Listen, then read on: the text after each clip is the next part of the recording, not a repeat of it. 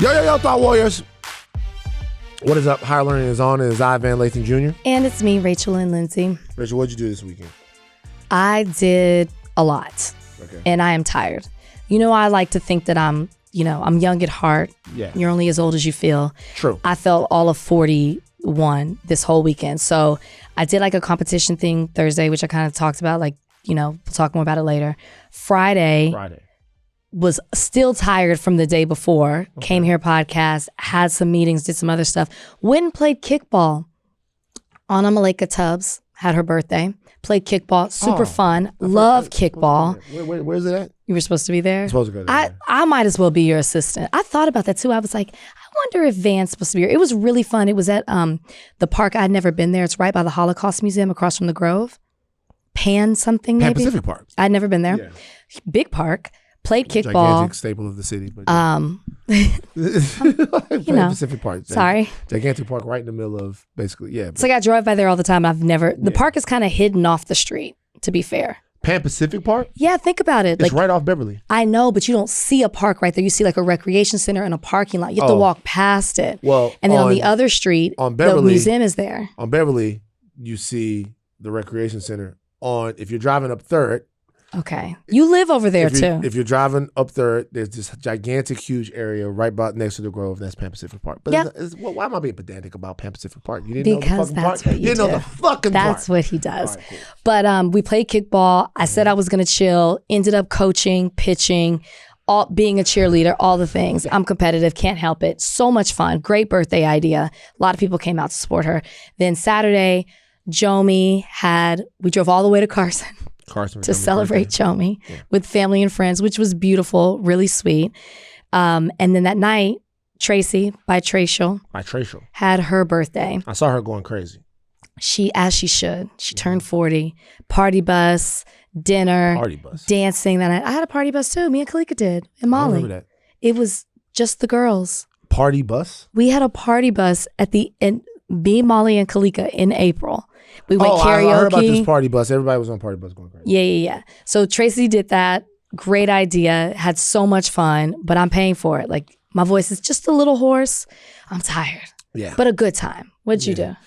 Other than not go to people's birthday parties. So I did go to a birthday party. I went to Jomi's birthday party. Yes, you did. Jomi's entire family. Jomi turned 30. The love was palpable in the building. Yeah. Saturday, with Jomi again, go to church on Saturday, and then There's a church on Saturday? No, excuse me, Sunday. Went to church on Sunday. First Congregational Church in Los Angeles. Great church, love the church. And then World Cup final. You watched it out somewhere? Went right after to a place in Koreatown, watched the World Cup final, which almost threatened my love for soccer. I loved the game. It was phenomenally terrible to me. So you thought England should have been there? England should have been. You talking about the Saturday game? No, I'm saying, do you think England should have been there? No. I just think Argentina played and I'm not. Well, that's no, not you are. No, give him the chyron at the bottom. I felt like Argentina. Spain doesn't have like an incredibly crowd pleasing style. It's a ball control style. You can't get the ball from them. You know what I mean? They dominate possession and just wear you down like a fucking anaconda. But Argentina also kind of played the worst version of soccer that you could play for people watching soccer, for football or whatever. They seemed like they played purposefully to have the game be 0-0 and try to win the game. It did feel like that. Do you think that was the strategy? It seems like it. I mean, that's what everyone's saying. I think it sounds good to say that that's what they did, or just Spain was just dominating the game. I like Spain, so it was fun for me to watch the way, gosh, dominating is the word I guess I'll keep using, but the way that they were just like attacking the field and the way they worked so well together. Argentina also did not have, which Jomi was around, Argentina also didn't have any shots on goal in regular time. But that's also because they weren't really pushing it to get that. They were trying to lay back and really seemed like they were trying to push. Do the game you to penalty really kicks. think that? I think so. Let's call Jomi real quick. Because like what kind of I know that they have won games at the last minute, but I can't imagine that their strategy was to lay back so much that Spain had 20 shots. Look, let's see 20 shots and like 12 on the goal. Let's see what Jomi says. Is Jomi here? Jomi, soccer expert Joan. Here it is. What's up? Happy birthday. You on Higher Learning right now. Are you okay, what's up? You're not in the office, right? No. Okay. Do you feel like Argentina's strategy yesterday was to get the game to penalty kicks? Absolutely. 110%. Argentina did not have the wherewithal, the skill, talent, nor could meet the level of the Spanish players in yesterday's game.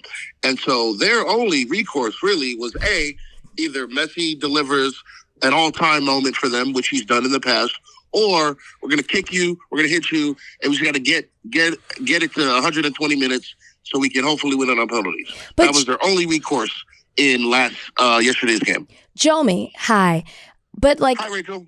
That actually worked out for them because their goalie was just on fire. But isn't that a bad strategy? Because had they had so many shots at the goal, had they made even 2 of them, that would have been like, what would they have done then? Then they would have been on the attack. Then it just sounds like a terrible strategy. They got lucky that none of those went in until the extra time. Rachel, you're absolutely correct. It is bad game process. But here's the thing. It's worked for them this entire tournament, right? The Cape Verde, the first game they played in the round of 32, Cape Verde has impressed everybody the entire tournament. However, if you're Argentina, that's a team you're supposed to put away, right? They were number 1 in the world. Cape Verde, if I recall, was like 67th, something like that. That's a game you got to win in regular time. Egypt folded. Right? They bottled it, Jomi. They bottled it. They absolutely bottled it. Okay. The next Switzerland, right? 1-1. Switzerland gets a red card. They still have to go into extra time to beat a 10-man Switzerland team. And then England in the semifinals just completely capitulated under the immense pressure of being up 1-0. Tuchel, disaster class in coaching, right? So you could make the argument that, frankly, they shouldn't have been there on Sunday, that they got, I don't want to say lucky, but things fell their way. They play, again, Cape Verde, Switzerland, Egypt on their way to the semifinals, right? It's a team that when you watch if you just look and say, oh, it's Messi, it's Argentina, number 1 overall. Okay, yeah, why would they be in the final? But if you look at how they played and who they played, you'd be frankly disgusted at the fact that they were there on Sunday. I tell you what they still got though, Jomi. What they still got in Argentina, even though they lost the World Cup, they still got something that's awesome. You know what I'm talking about? Is it like crazy high inflation unemployment? And Hell whiteness? They got them big nigga burgers, man. They got them big nigga burgers, man. Shout out to Argentina and the big nigga burger. What does that mean? What you mean? What does it mean? Yeah. Jomi, tell Rachel what that means. Oh, so there is a restaurant chain in Argentina. I don't know if it's a chain, but there's definitely a restaurant in Argentina called, and I know my mom is going to listen to this, so I'm just calling it what it is. Okay, Big Nigga Burger. No. And the burgers are black. No. Like the buns are black. And it's called Big Nigga Burger. Why have we not talked about this? I'm telling you, I'm trying to put you on it right now.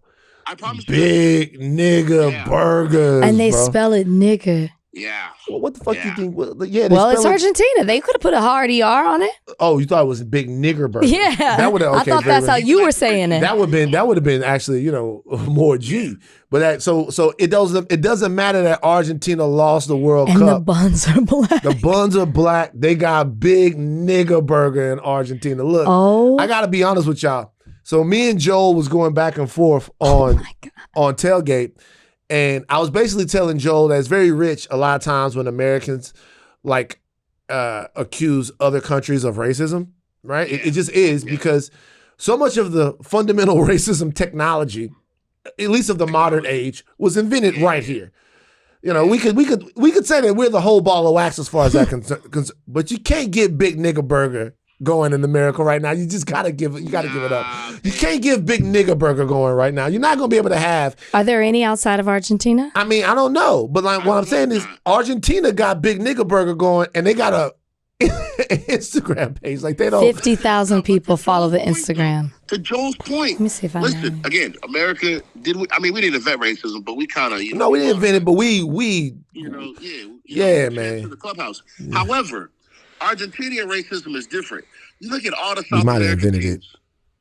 You look at all the South American teams. They all got Brazil, Paraguay. Like they all got dark skinned folks. You look at the Argentinian team. That's a white team, brother. Team, Italians. White team. Big nigga burgers, bro. The fuck I'm talking about. Man. All right. Well, thank you, Johnny. Thank you for Soccer Corner. Rachel didn't know about it. You guys have a great I'm upset that we are just now getting Jomi's input because that was phenomenal, Jomi. Yeah, that was fantastic. I do what I can. Thank you guys. All right. See you, Jomi. I'm looking at Big Nigga Burgers Instagram. Tried to see if I know anybody that follows it. No. But then I looked at who they're following. Pretty much all white people. Who are they following? Michael B. Jordan. Big Nigga Burgers follows Michael B. Jordan? Michael don't know that. Mike don't know. Of course he doesn't know that. Yeah. Of course you think he knows he's got millions of followers. No, that's not an indictment on him. They have no shame is the point. I am shook. I mean, that's been a conversation too let me just round this out. I did enjoy watching the game. I was hoping Spain would win. I got nervous towards the end when I saw what Argentina was doing and what they have done, to Jomi's point, throughout the World Cup. And I thought it would be such a shame for Spain to be on such a roll, even outside of the World Cup, and lose this game. Mm-hmm. So I was happy to see them win. Conversation, though, on social media, a lot of Black people were cheering for Spain because of Argentina's all racism. the information. But as one person said it, it's like, I mean, I never thought I would be rooting for Christopher Columbus over, all the things that happen in Argentina. It's everywhere. Pick the lesser of two evils, I guess. I don't know. Whatever gets you going as far as what you're rooting for, but there's no purity in it. So just root for whoever you want to root for. I wish we would have covered this last. Wow. I'm not going to stop thinking about Big Nigga Burgers. Big Nigga Burgers, yeah. I can't believe you haven't brought this on a podcast before. Big Nigga Burgers, man. With black buns. Black buns, bro. They got an ambassador for that? Let me go to the website. Let's see. Big Nigga Burger. Look. Big Nigga Burger. What? Its location is Diego Gibson 382. It's in Buenos Aires. Their signature burger is the Big Nigga. No, what is it? What is it? That's what the is burger. it? The signature burger is the Big Nigga, and it has 240 gram beef patty, cheddar bacon, red onion, and big sauce. So yeah, Big Nigga Burger. Like everybody saw Big Nigga, and then there have been food people that have apparently gone there, food bloggers that have gone there and talked about that they've gone to this guy named Harry Jaggart. He said that he found the best burger in Argentina, the Big Nigga Burger. So he says it's the best burger in Argentina. His name is @HarryJaggard. He says that's the best burger in Argentina, the Big Nigga Burger. So, fuck him. Now, I don't know if he was trying to go viral. Well, let me watch the whole thing. Oh, he says he can't say the name of it here. I'm watching it. But he's talking to Argentines, and they're saying they're getting the Big Nigga Burger here. And it's like, when you look at the Big Nigga Burger here, they got like graffiti inside there and the whole nine. This lady here, she's selling it. Now, let me ask you this. Is it okay to eat the Big Nigga Burger if you don't order the Big Nigga Burger? If you just, because what they No, doing right you're here, contributing to the Big Nigga. they out here dancing. Ownership. Yeah, they twerking. He's twerking. This guy Harry is twerking. And they got nigga written on the burger. They got nigga. What do you mean? Because I'm saying that you think he ordered that a big nigga, so they had to put on the burger wrapping nigga, so people know which burgers go to which person. It's nigga burger. I've had enough. It's enough. Mood set for the podcast. Let's go. I also watched Obsession and then got in trouble on Twitter. Wait, what did you write about it on Twitter? They didn't write anything on it about Twitter. At first. Why did it take you so long to see it? I saw it, but I fell asleep. You saw it at home, though. No. So I went to the movies to see it. Wow. But it was a part of this whole thing that we were doing, a bunch of movies, and I went in, I was going in back and forth. I was kind of checking boxes, and I fell asleep on large portions of it, enough to see some of the scary parts. But I watched it twice this weekend. You liked it? Actually, I did kind of the same thing with Backrooms. I need to respin Backrooms as well. So I really was excited about Backrooms, but a lot of people didn't like it. I mean, Backrooms, I got to see it, but like I see these movies and I'm not paying attention a lot of times. Like I have to see a lot of movies. I don't understand how Sean and Amanda do it. I have to see a lot of movies in screenings sometimes, and the movies, if I'm not podcasting on the movie, but there's a screening for it, sometimes I'll just be like in and out of it, whatever. See, and that's why I'm not a big movie watcher. Why? Because I'm very much so the same way. It's like hard to keep my attention. Like I'm thinking about. Well, I'm also like overextending myself probably. You 100% are. But I'll say this. I thought the movie was a really interesting, just in watching it twice, I thought the movie was really super, super, super interesting. Like ridiculously, I don't know that I've been as taken by a film and like what a film's trying to say in a very long time. Really? Mm-hmm. Okay, so which like the a lot of people, and if you haven't seen it, sorry, spoiler alert, but it's not really, I feel like you can really spoil this movie. I think it kind of is what it is. It's just more of like the direction the movie takes and the decisions that are made, where's where the conversation comes in. But who did you think was at fault? Like, who did you think was a victim? Well, clearly Bear, right? Okay. So Bear is at fault. But even the character of Bear is interesting. Why? In the way that he's at fault.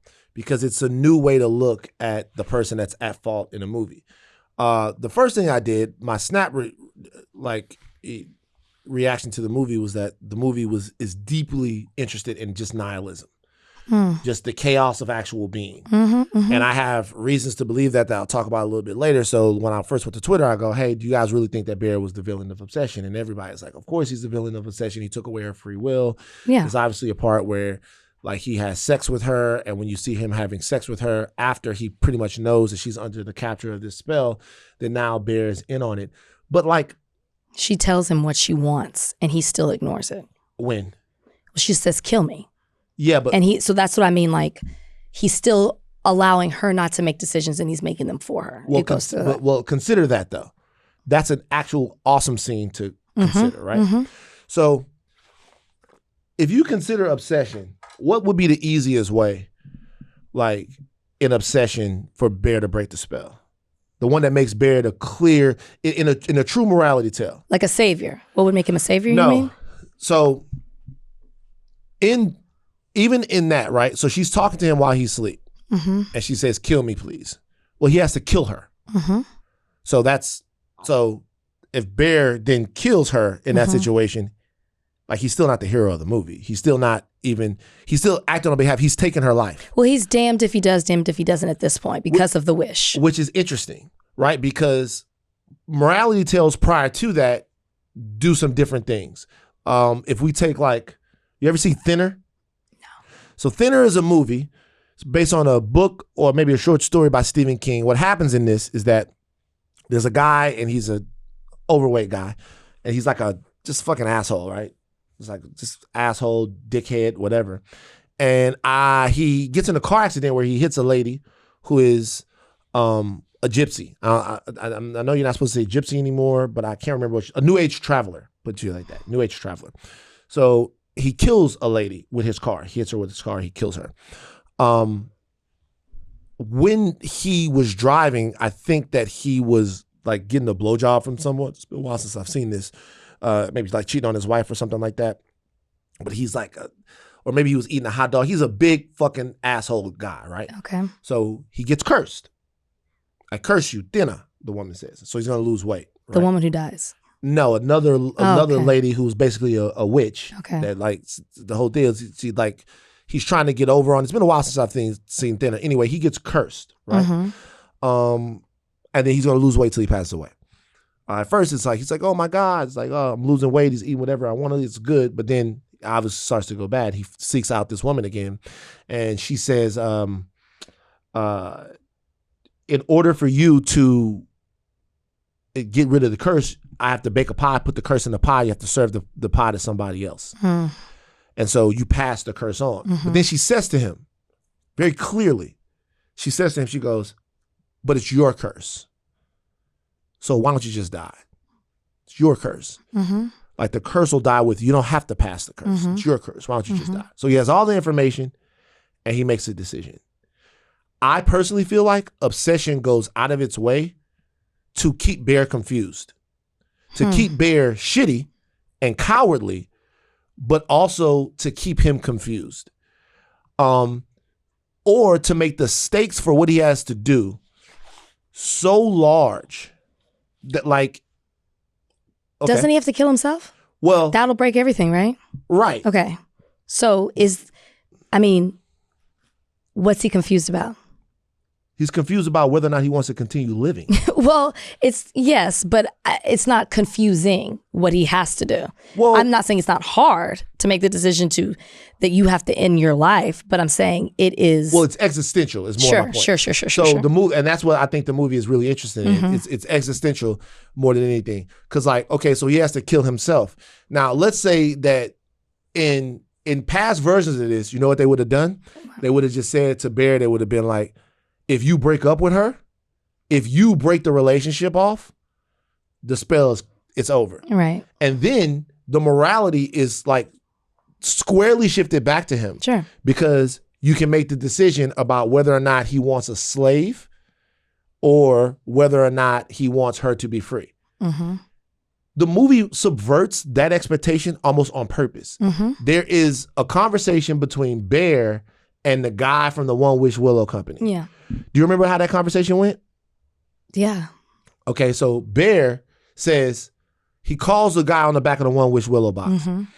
And when he's talking to him, he says, okay, I would like to slightly alter the wish. He still wants Nikki, right? And the guy goes, you can't do that. Okay, so he goes, okay, just cancel the whole thing.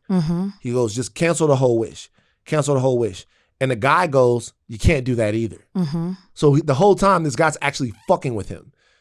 Yeah, like there's only one option, but he's not telling him that. Right. Yeah. And then you know what the guy says, and nobody remembers this when I'm arguing about this movie. The guy tells Bear, he goes, you kind of have a moral obligation to be there for her. Yeah, I don't remember him saying the guy, the dude from the One Wish Willow thing says, well, it sounds like to me that you kind of have a moral obligation to be there for her. If you're not going to die and you're not going to kill her, the only other thing you do, it seems like you have a moral obligation to be there for her. And then he goes, do you want to talk to her? Yeah. And she's screaming in the background. Now, a lot of people go, I mean, Bear is certainly a coward, right? Like a gigantic coward. And a lot of people go, he should have wanted to speak to her right there. But at that point, I don't really feel like that's analyzing the scene correctly, because by that point, number one, he's been jerked around by this guy. This guy's actively fucking with him. And then by the time she gets on the thing, she's like screaming and wailing. And he's a coward. And he's afraid. Yeah, he was never going to talk to her like that. And almost in every single situation where he would get the opportunity to be like super clear-headed and make a decision, either he doesn't have all the information or he's scared. And that to me is the movie. He is that to me is the movie commenting on the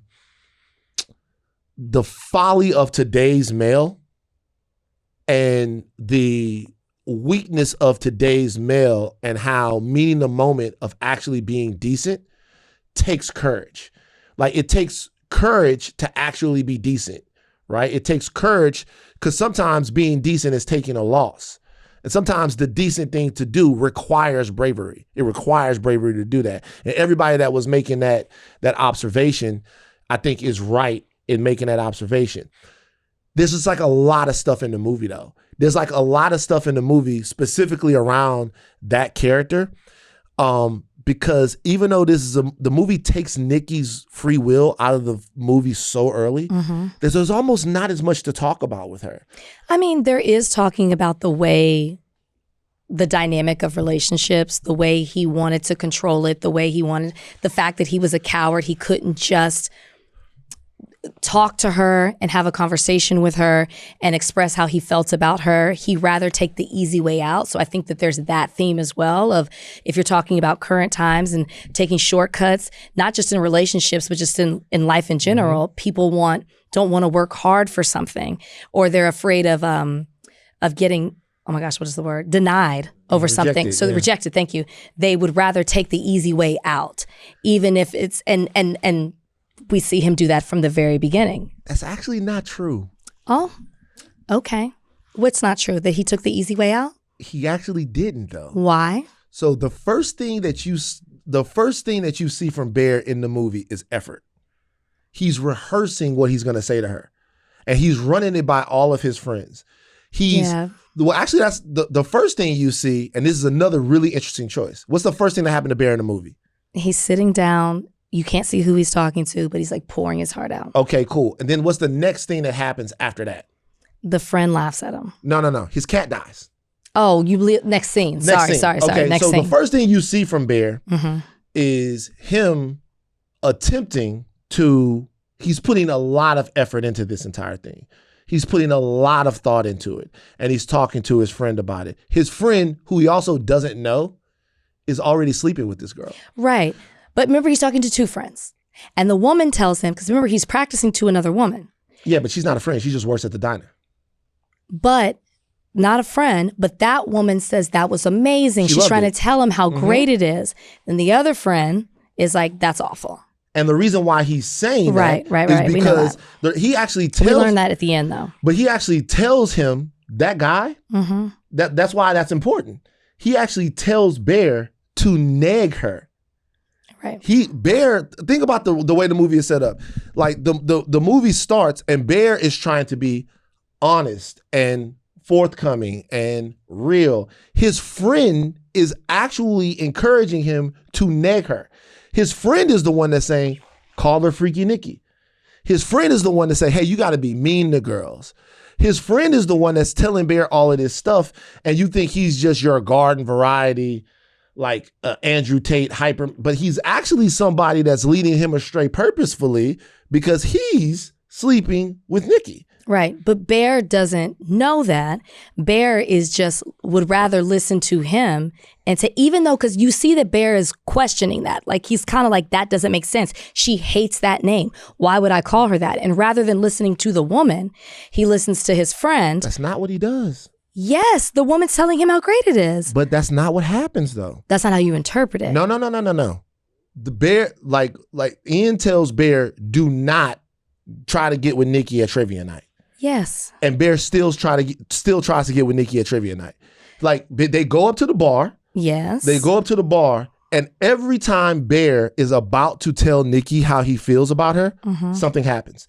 He's about to tell Nikki how he feels about her. Go back and watch the scene. Right, but but after that, they're by themselves, and he still doesn't say anything.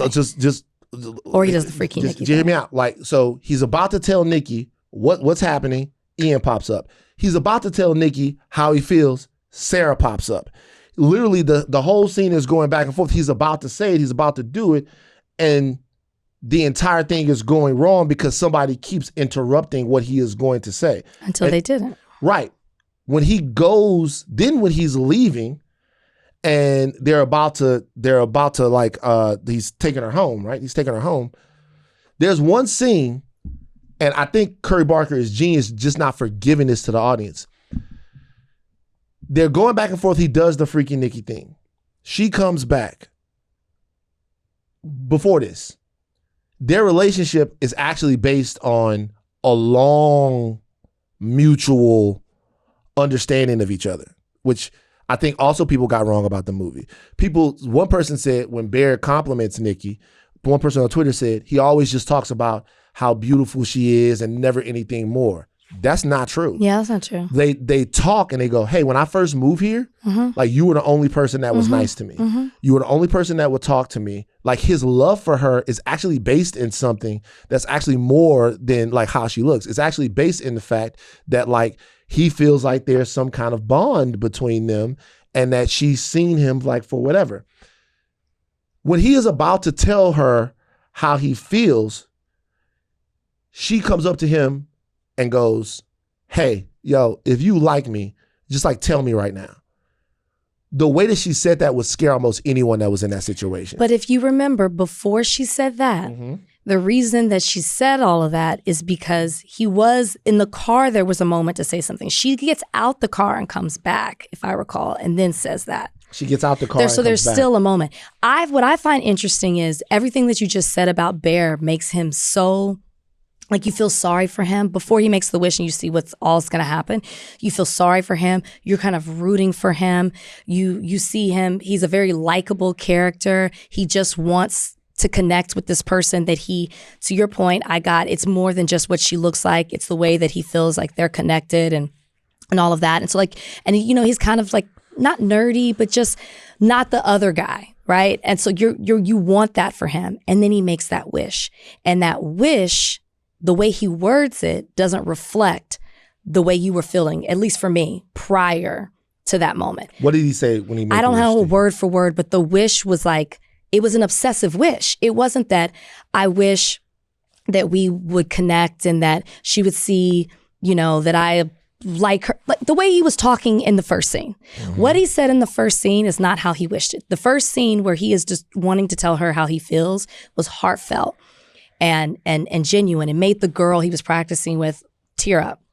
The wish, I want her to like me more than anything in the world. I wish Nikki Freeman liked me more than anything in the loved world. Me more than anything. Yeah. More than anyone in the world. Yeah, it was one-sided, it was selfish, and it was a turn. It's like a total shift from who he was that we first met. Or maybe that was who he always was. We don't know. And I think that kind of thing is interesting because even when as she is everything that you said, but it's not being reflected the way you thought it would, you thought, well, is he going to be that person that we met at the beginning? Or is he going to be that person who made the wish? And you see that back and forth until the very end throughout the whole thing. I think his character is just really, it's so good. So this is what I'll say about that. His wish reflected the way he felt. So when he said he loves her more than anything in the world. Oh yeah. So yes, his yes, wish, yes. he said his wish was for her to love him more than anything in the world. Even something about the wish that's interesting. Another thing that kind of subverts the genre. Normally, when you get the wish casting, the wish itself is the litigation of the morality. Because how does Bear get the one wish Willow? So he's on the phone with her. Right. And he's actually trying to tell her on the phone again. Right? He's actually, because he's not going to come. And she's like, please come. And she says, please come because she's about to like leave, she's about to quit the music store. So, and even in that, he was like, he thought that first that maybe she wanted him to come because she had secret feelings for him. But then she goes, I'm about to quit the music store. I'm not going to be there. So would you please come? So whatever you're going to do, you probably need to drop it and come to trivia tonight, right? So he was going to tell her, then it didn't happen. She drops her necklace down the thing. He then goes to the store to get her another necklace. This is all fantastic writing. Every single thing has a why. Like amazing writing. So he goes to the thing to get the deal. In past movies, there's an old mystical person that goes, hey, you don't want that. Yeah. And he goes, what? He's like, you don't want that.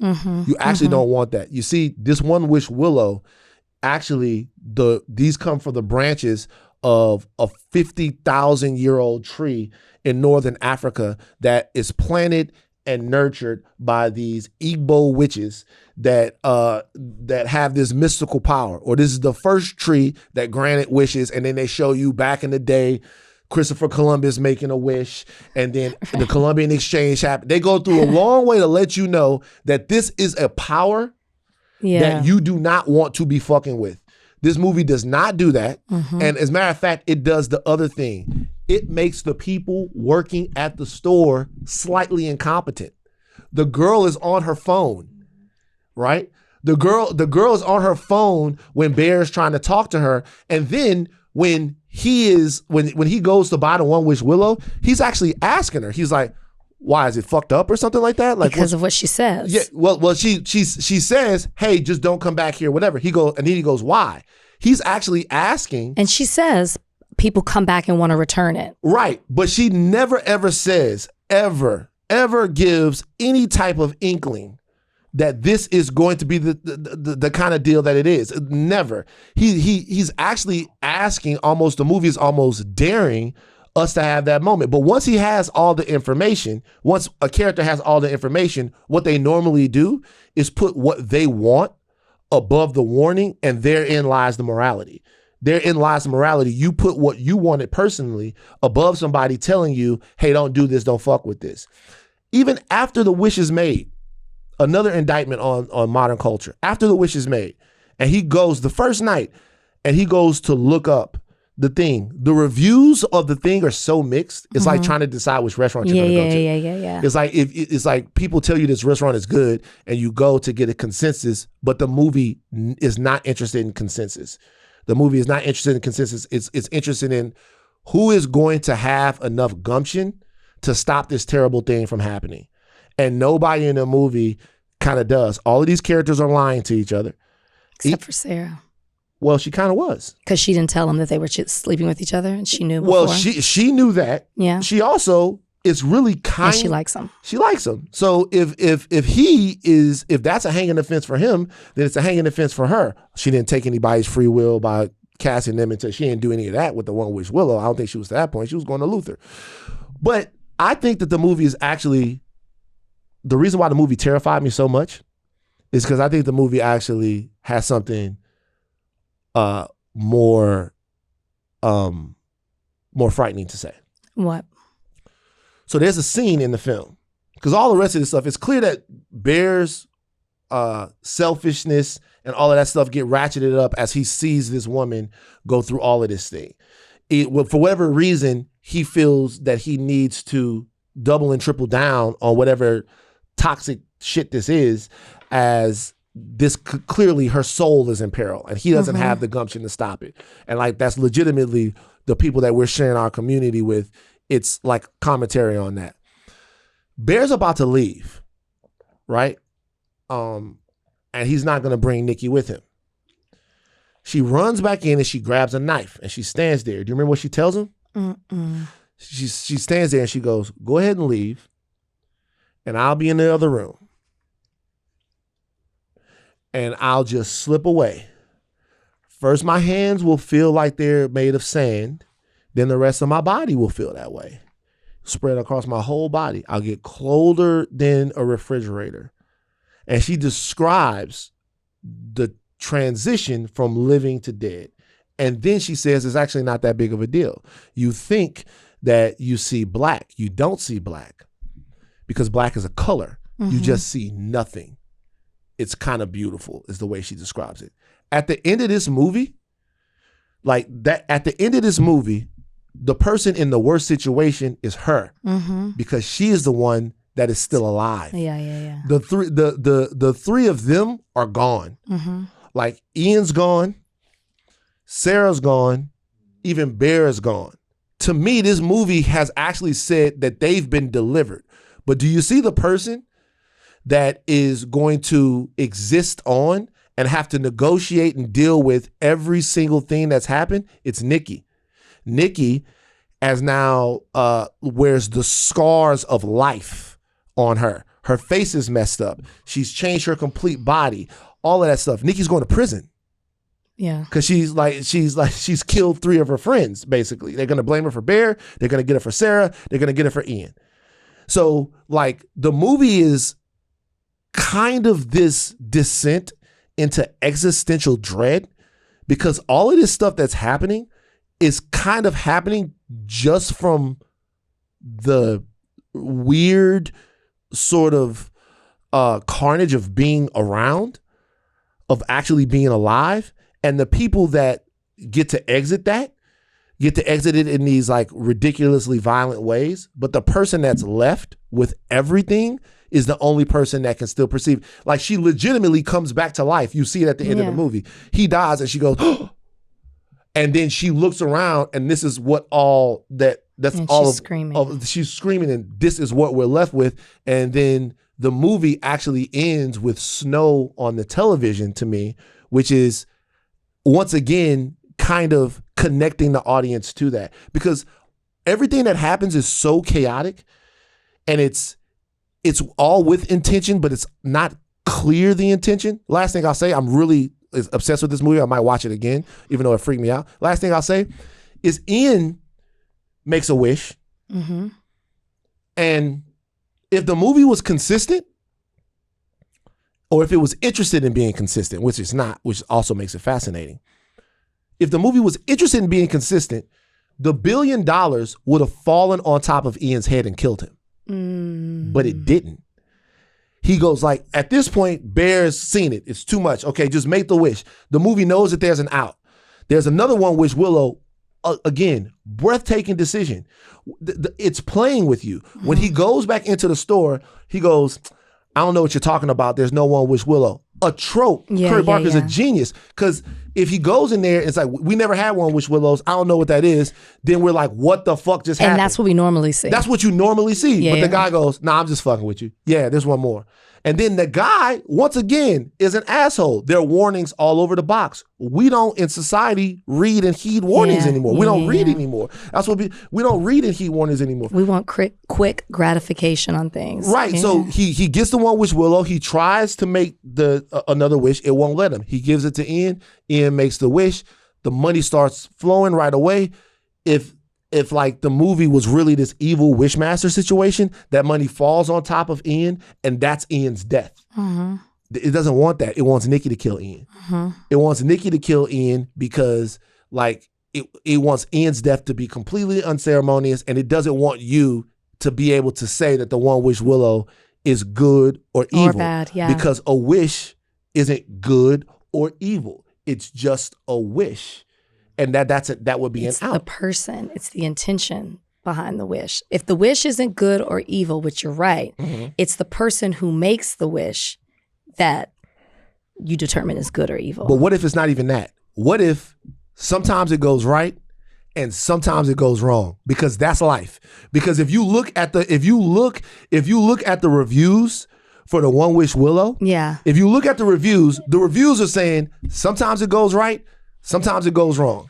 But I think it's related to, I get you. I just think that falls back on the person. You're right. The person, depending on how they make the wish, right or wrong. That could be true. Yeah. I'm not saying I think we're saying the same thing. That could be true. We can move on. But I'm telling you, I watched it and I, first of all, acquiesce. If there is a villain in Obsession, Bear is the villain. No doubt about it, right? Because Bear is the one that continuously fails himself. Bear's the villain. And everyone else.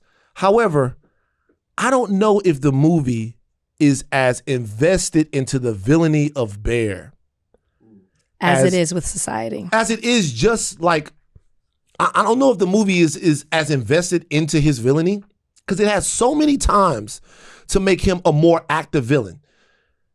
It has so many times to make him to like legitimately go, okay. It has so many points in the movie where it can go, even the part where like whatever, I don't have to keep going back over it, and it just never does that, because I think that what it's actually interested in doing is just litigating the silliness of or the direness or the carnage of all of this, like of the entire situation, like the whole deal.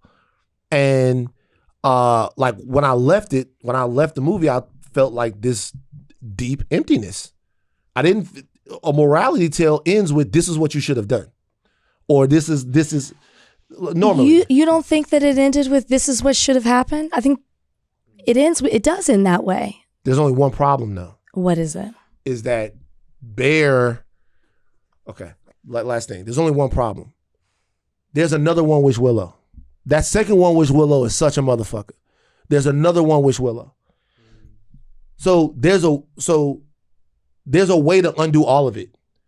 If he gives the One Wish Willow to Ian, Mm-hmm. And he gives the one wish a little. He goes, "In, just wish that none of this ever happened. Wish that I never made my wish." The next scene flashes back. We're back to the beginning of the deal, and everything's cool. The movie actually teases you with the fact it's teasing you by saying we can undo this right now, but things are already so fucked up that that's impossible. Right. Things are already so fucked up that that's impossible. Ian is also a fucked up character. Correct. Ian is a fucked up character because he likes the girl, because he's been lying to his friend. There's no one that he can go to. Maybe he should try to go into Andy Richter's character. There's no one that he could go to at this point and ask him to do that. All of his friends are kind of fucked up. They're kind of shitty, and they're just shitty enough that they can't get a handle on this situation. It would have been easy to be like, "Hey, Bear, just to let you know how I know Nikki doesn't love you like this? I know because I've been sleeping with her for 2 years. And that didn't happen overnight. Doesn't happen." So like, to me, when I look at the entire deal, Curry Barker's been very clear in interviews that he wants you to see Bear as the reason that all of this stuff happened. Mm-hmm. He's been very clear about that. Mm-hmm. But he also wants people to be clear at a certain point that the real thing is that Bear doesn't go to the nth level to try to stop it, that he never puts the brakes on it. I don't know. I never saw one like this before. And I also think that it's also a reflection of a sort of greater nihilism that people feel. I think that too. In a more Christian world, we talked about this last time, where there's this like clear sense of right and wrong. The Bible morality play, and we've gone way too long on this. I'm sorry, guys. I know, and you didn't even want to talk about it at first. But the Bible morality play is like a retelling of Adam and Eve, where like God says, "Don't eat the tree off the fruit." Satan comes along and goes, whatever. I think that this movie subverts that, and I just thought it was brilliant because of that. I'm gonna watch it again. Wow. It is good, though. It really, really was good. And I love a movie when you leave it and you're having these kind of discussions immediately after it. That's not what I was expecting. And I don't really even think of it as a horror movie. I mean, it's not scary. It's horror, but it's horror, but not scary. I was not scared. That bitch was terrifying. It was horror. I just wasn't scared. She was so scary. I've never seen a performance that good in a breakout role. She was fantastic. Like, it's well, that's not true. But like, she was terrifying. And when she was jumping at him, walking backwards, and all of that shit like that, like, which is, hey, she was just like whatever. I loved it. Bear was a bitch ass nigga, bro. All right, cool. All right, we're out of here. No more podcasts. No, I'm just joking. What can we go? Donnie, you take it away. I mean, I feel like a natural transition, since we are talking movies, we could talk about the Odyssey. Oh yeah, that wouldn't be a jarring turn. So let's talk about that. Christopher Nolan's The Odyssey over the weekend made $124 million from just under 4,000 domestic theaters over the weekend. It's one of the best reviewed films of the year. This is all following very loud conservative criticism in the lead up to the film's opening, centering around casting of Travis Scott, Ellen Page, and Lupita Nyong'o for, they were like, this is Greece. These are black people. This is trans people. People were upset about casting, as they typically are. I haven't seen it. I know, but I haven't seen it. I will see it. You guys, I gotta tell you something right now. If you haven't seen Christopher Nolan's The Odyssey, you should go out and see it because it's a great film. Great film. Great film. It's great. But I tell you something. People are bending the knee. What do you mean? To who? The Odyssey made them bend the knee. The Odyssey made them bend the knee in a way I didn't think could still happen. Like, Ben Shapiro had to go and call the Odyssey a fucking masterpiece and say, Ben Shapiro, shout out to him. I never thought I'd say that. Called Elliot Page by Elliot Page's name, refused to dead name Elliot Page, which is, I want to take my shout out back because I shouldn't be doing that. But at the same time, what really happened? What? During the last 4 years, these guys would do all of this stuff, and they kind of started to capture a little bit of, it almost became cool what they were doing. It almost became cool to be like, oh, I'm in for the R word. Oh, I hate DEI. We almost did something that almost never happened, which was lose the cool battle to the racist and anti-gay people. It's always been in mainstream American culture more cool to be woke. It's always been more cool to hate. Marlon Brando was cool. Man, Marlon Brando was a bisexual, but it's always been cool. Since when? Well, I mean, to be honest with you, almost always. Artists and entertainers and all of that stuff that are typically left people to the left, that's always been the coolest place to be. No, am I wrong about that? I mean, I'm saying how far are you trying to go back about being woke? Well, I mean, woke, whatever. Well, woke is, there's a almost a theology that comes along with woke, with the way woke was captured. What we meant was that we were just not asleep to all of the goddamn, we were conscious to all of the goddamn microaggressions and shit that we were dealing with. That's what woke really means. That's why I woke. You mean more so like in entertainment, like people who were who like spoke out, who were rebellious, not historically, because I think that's where the line. Well, I'm talking about historically we're talking about a movie. So in the movie space, like historically, they've always been conservative people. Obviously, like John Wayne was a huge conservative and stuff like that, but. The liberals were in places like Hollywood was full of liberals. New York was full of liberals. All this stuff was full of liberals and stuff like that with these liberal progressive values and all of these. If you go back and like, if you look at Gloria Steinem's house when the Black Panthers were, it's like there's a bunch of actors and all of those people in there that are talking about this stuff. That stuff was always, and that started to erode a little bit in the last 4 or 5 years to me. It started to become a situation to where people got so, I guess, sick and tired of whatever was going on that particularly these bro podcasters and all of this stuff, we almost started to lose that battle a little bit. It started to be something to where that the Cruel Kids table came out, that I think was the New Yorker or the Vanity Fair article where they're talking about this stuff.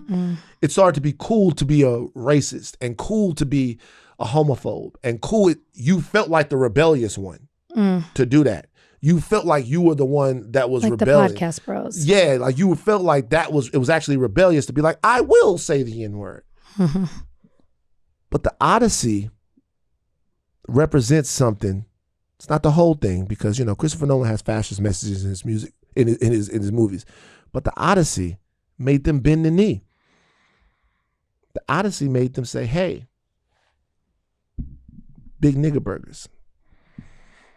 I don't want to eat them.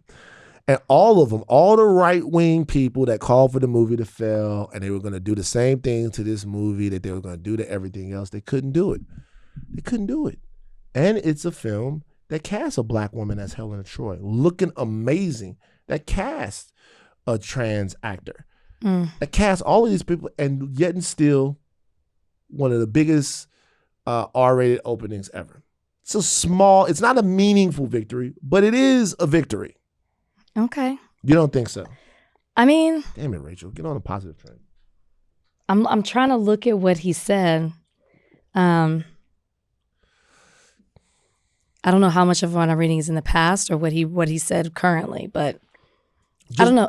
Elon Musk was like, I know Elon Musk. I'm looking at Ben Shapiro because he made comments too. They were trying to defeat the movie and saying that the movie was all of that and the movie was gonna whatever. And now roundly, everybody had to come back and be like, I saw the Odyssey. You actually see in some of the write-ups from people, it's like, are we tired of calling everything woke? Like it's a small little victory. So he said it was good. Are you saying he didn't particularly speak to the casting after he saw it? Well, I think he spoke to the casting by actually not speaking to the casting. I think he spoke to the casting. I think the decision, even in that, to not dead name Elliot Page was it. I mean, that's an acceptance of Elliot Page's identity. Well, let's see where he goes from here. I'm not saying that Ben Shapiro has changed or anything like that. No, you like him. He had a good moment for you. I'm saying like it. No, I'm not talking about Ben Shapiro. I'm trying to macro this situation here, Charles King. You like it. And what I'm saying is the moment. So look, Ben Shapiro. So I know a lot of people were like, "Oh my God, Lupita Nyong'o is supposed to look like Diane Kruger." I don't know. Diane Kruger doesn't look very Greek. She's German. Lupita Nyong'o is a beautiful woman. So I'm not saying that this is being demonstrated on Ben Shapiro's. I'm not saying this is anything great about him. I'm saying that we culturally can still make people bend the knee, which is very important if you're going to protect people. Okay. Oh, man. See, man, what? Okay. All right. The Odyssey is a slight victory for woke, is what I'm trying to say, y'all. I'm just very positive. Positive. So you don't think? You think is everybody? They all had to eat their words. Rach, the movie did well. They all had to eat their words. Is there any? No? I don't think that he thought the movie was going to do bad because of it. I think that he thought he just did not like the fact that Lupita was Helen of Troy, and he didn't like the fact that Elliot Page was cast. I don't think that they ever thought the movie would do. I don't think obviously they went to see it. I don't think they discouraged people from seeing it. They just had to, in line with their base and their thinking or their coolness, as you pointed out, had to point out these things as problematic, but they still went to see it. I don't think it's bending the knee. Maybe him. You must have not been up on the narrative before this. Yeah, Matt Walsh and all them. The narrative before this was that this movie was going to tank. It was another woke piece of shit, and don't go see it. They definitely said that. I mean, he also said, he said, but people on the right were saying, oh, it's going to bomb because of that. Right. He's talking about in reference to Elliot Page. No, the movie's not going to bomb because of that. That was his quote. Right. So what I'm saying is, in this particular situation, I'm just trying not to give him a thing. It's not about Ben Shapiro. That's why I always try to make it about something. It's not about fuck him. I actually refuse to do. You want to take it back because you started off this thing with a shout out to Ben, but it's not about Ben. That wasn't right. I thought it was important to give a shout out for not dead naming Elliot Page, because I think it's very important to recognize people's humanity. But guess what, Ben Shapiro, you don't deserve no shout out. Rachel's right. Fuck you, Van. Ben Shapiro, fuck you. Fuck Ben Shapiro. No shout outs for doing the bare minimum of humanity. I accept what Rach is saying as true. All I was saying was, in this situation, I'm going to chalk this up as a minor dub. I'm going to choose victory in this situation. The Odyssey opened big. The movie was good. The movie made the choice to cast a black lady as Helen of Troy, to cast several black people. We're talking about Lupita Nyong'o, but we haven't talked about Corey Hawkins, who's in this movie. We haven't talked about Zendaya, who is in this movie. The movie made the decision that John Leguizamo is in this movie. Elliot Page is in this movie. This movie didn't care about Odysseus's crew, his soldiers, like how much Patel is in there. This movie didn't give a fuck about what nobody said about any of this stuff, and it still became a rousing success, so much so that these scumbags had to go on Twitter and bend the knee. That's a minor Vic. So the movie's really good. It is really good. Okay. I'm gonna go see it. I am. I'm going to go see it this week. And see it with some popcorn. You're going to see it in 70 millimeter. Get some popcorn. I'm going to try. You got to go to, they got the Trojan horse outside City Walk. Oh, do they? Maybe I'll go see it there. Yeah. Okay, so now for the next 30 minutes, Rachel will talk, and I will just not. I don't have anything else. I've done too much. I'm trying to be better. No, it's just movie. It's just movie stuff. No, I love Obsession. Obsession was good. I think it's funny because I'm the one who was like, we should bring up Obsession, and you were like, I don't know. And then look at you. Well, you had some things you needed to get off, it was okay. It was a great movie. Donnie, take us to the next thing. Let's talk about Angel Reese. Oh, yeah, let's do that. The head coach of the WNBA's Toronto Tempo, Sandy Brondello, was suspended one game for what she called Angel Reese after a foul in a recent game against the Atlanta Dream. Let's take a listen and see if we can make out exactly what she would later apologize for saying. As she rolled over. Sandy Brondello pleads her case. Carl Smesco has walked over closer to the officials. Yeah, that was the clip. You couldn't hear it. You couldn't make it out. Oh, what she said? It's real in the background. Species. Oh, that's what she said. Oh, she's okay, cool. She's talking to the refs and she's yelling and she's calling Angel Reese a protected species. Mm-hmm. Does your opinion, so she's been suspended for a game for what she said. She's come out and apologized. Donnie, do you have the apology? I do.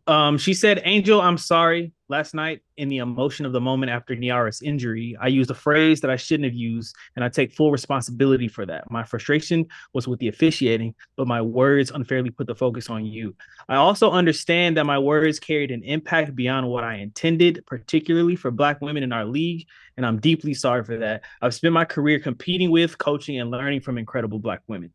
I regret that my words caused hurt to a community I respect so deeply. I have a lot of respect for you as both a player and a person, and I sincerely apologize to you, your teammates, and the Dream organization for my comment. So the question, I think, is like an intent versus impact thing, because did you know protected species is an Australian sports idiom that's used? I learned it after this. You learned it after this. Same. So knowing that this is something that they say in Australia to referees to show that you're showing favoritism to a particular player, and they refer to those players as protected species. This coach is from Australia, played pro, coached there for years. Obviously, it's a term that is used quite a bit. Does the fact that that was the intent override the impact of calling a Black woman in America a protected species? You asking me? I am asking you. Uh-oh. What's the smile for? Okay. Oh, God. What are you going to say? So in any rational world, yes. But in the world that we live in, where we're expected to deal in daily irrationalities that come along with the condition of our being, then no. This is not unlike the situation that happened with Tyler, where she's from, she is colored. And if you come over to America and you call a bunch and you tell people you're colored, we're going to be like, what the fuck you talking about? We live in an irrational situation. We would be able to step back and go, hey, she's using the jargon from where she's from. That jargon hurts us in a specific way, blah, blah, blah, blah. But so, we don't live in an irrational place. So you don't think that she should have been suspended? Once you understood that her intent was to not say it. Say you don't think she should. I'm asking you. I'm saying that we're working towards a place where we could look at it with that type of context. But as for right now, we have to tell you how you're not going to talk about it. But don't so I think that's what makes this also interesting, because it's the bigger conversation behind it of this is a woman, yes, she's from Australia, who played pro and coach, but that means you played basketball. You played professionally. You played against other Black women. Now you're a coach. You coach Black women. You're in this country. This isn't like some deep thing that's culturally known between Black people. This is something that it is a very obvious thing. You don't need to know much about the history of America to know Black people's history here. And calling someone a protected species here when Black people have a history of being looked at as not human, not even being considered a full human, how back in the day they used to use caricatures and cartoons to depict us as animals, as species. When you think of a species, you think of a plant or an animal. A bug. Mm-hmm. A pest. Get off me. Yes. Species. I don't think that it takes that much to know or even understand that, especially when you've been around Black people. You play in a majority Black sport. So I think that's why I say the impact over the intent. Sorry, let me say this again. That's why I say the impact overweighs the intent here, because thank you for teaching us that this is an Australian sports idiom.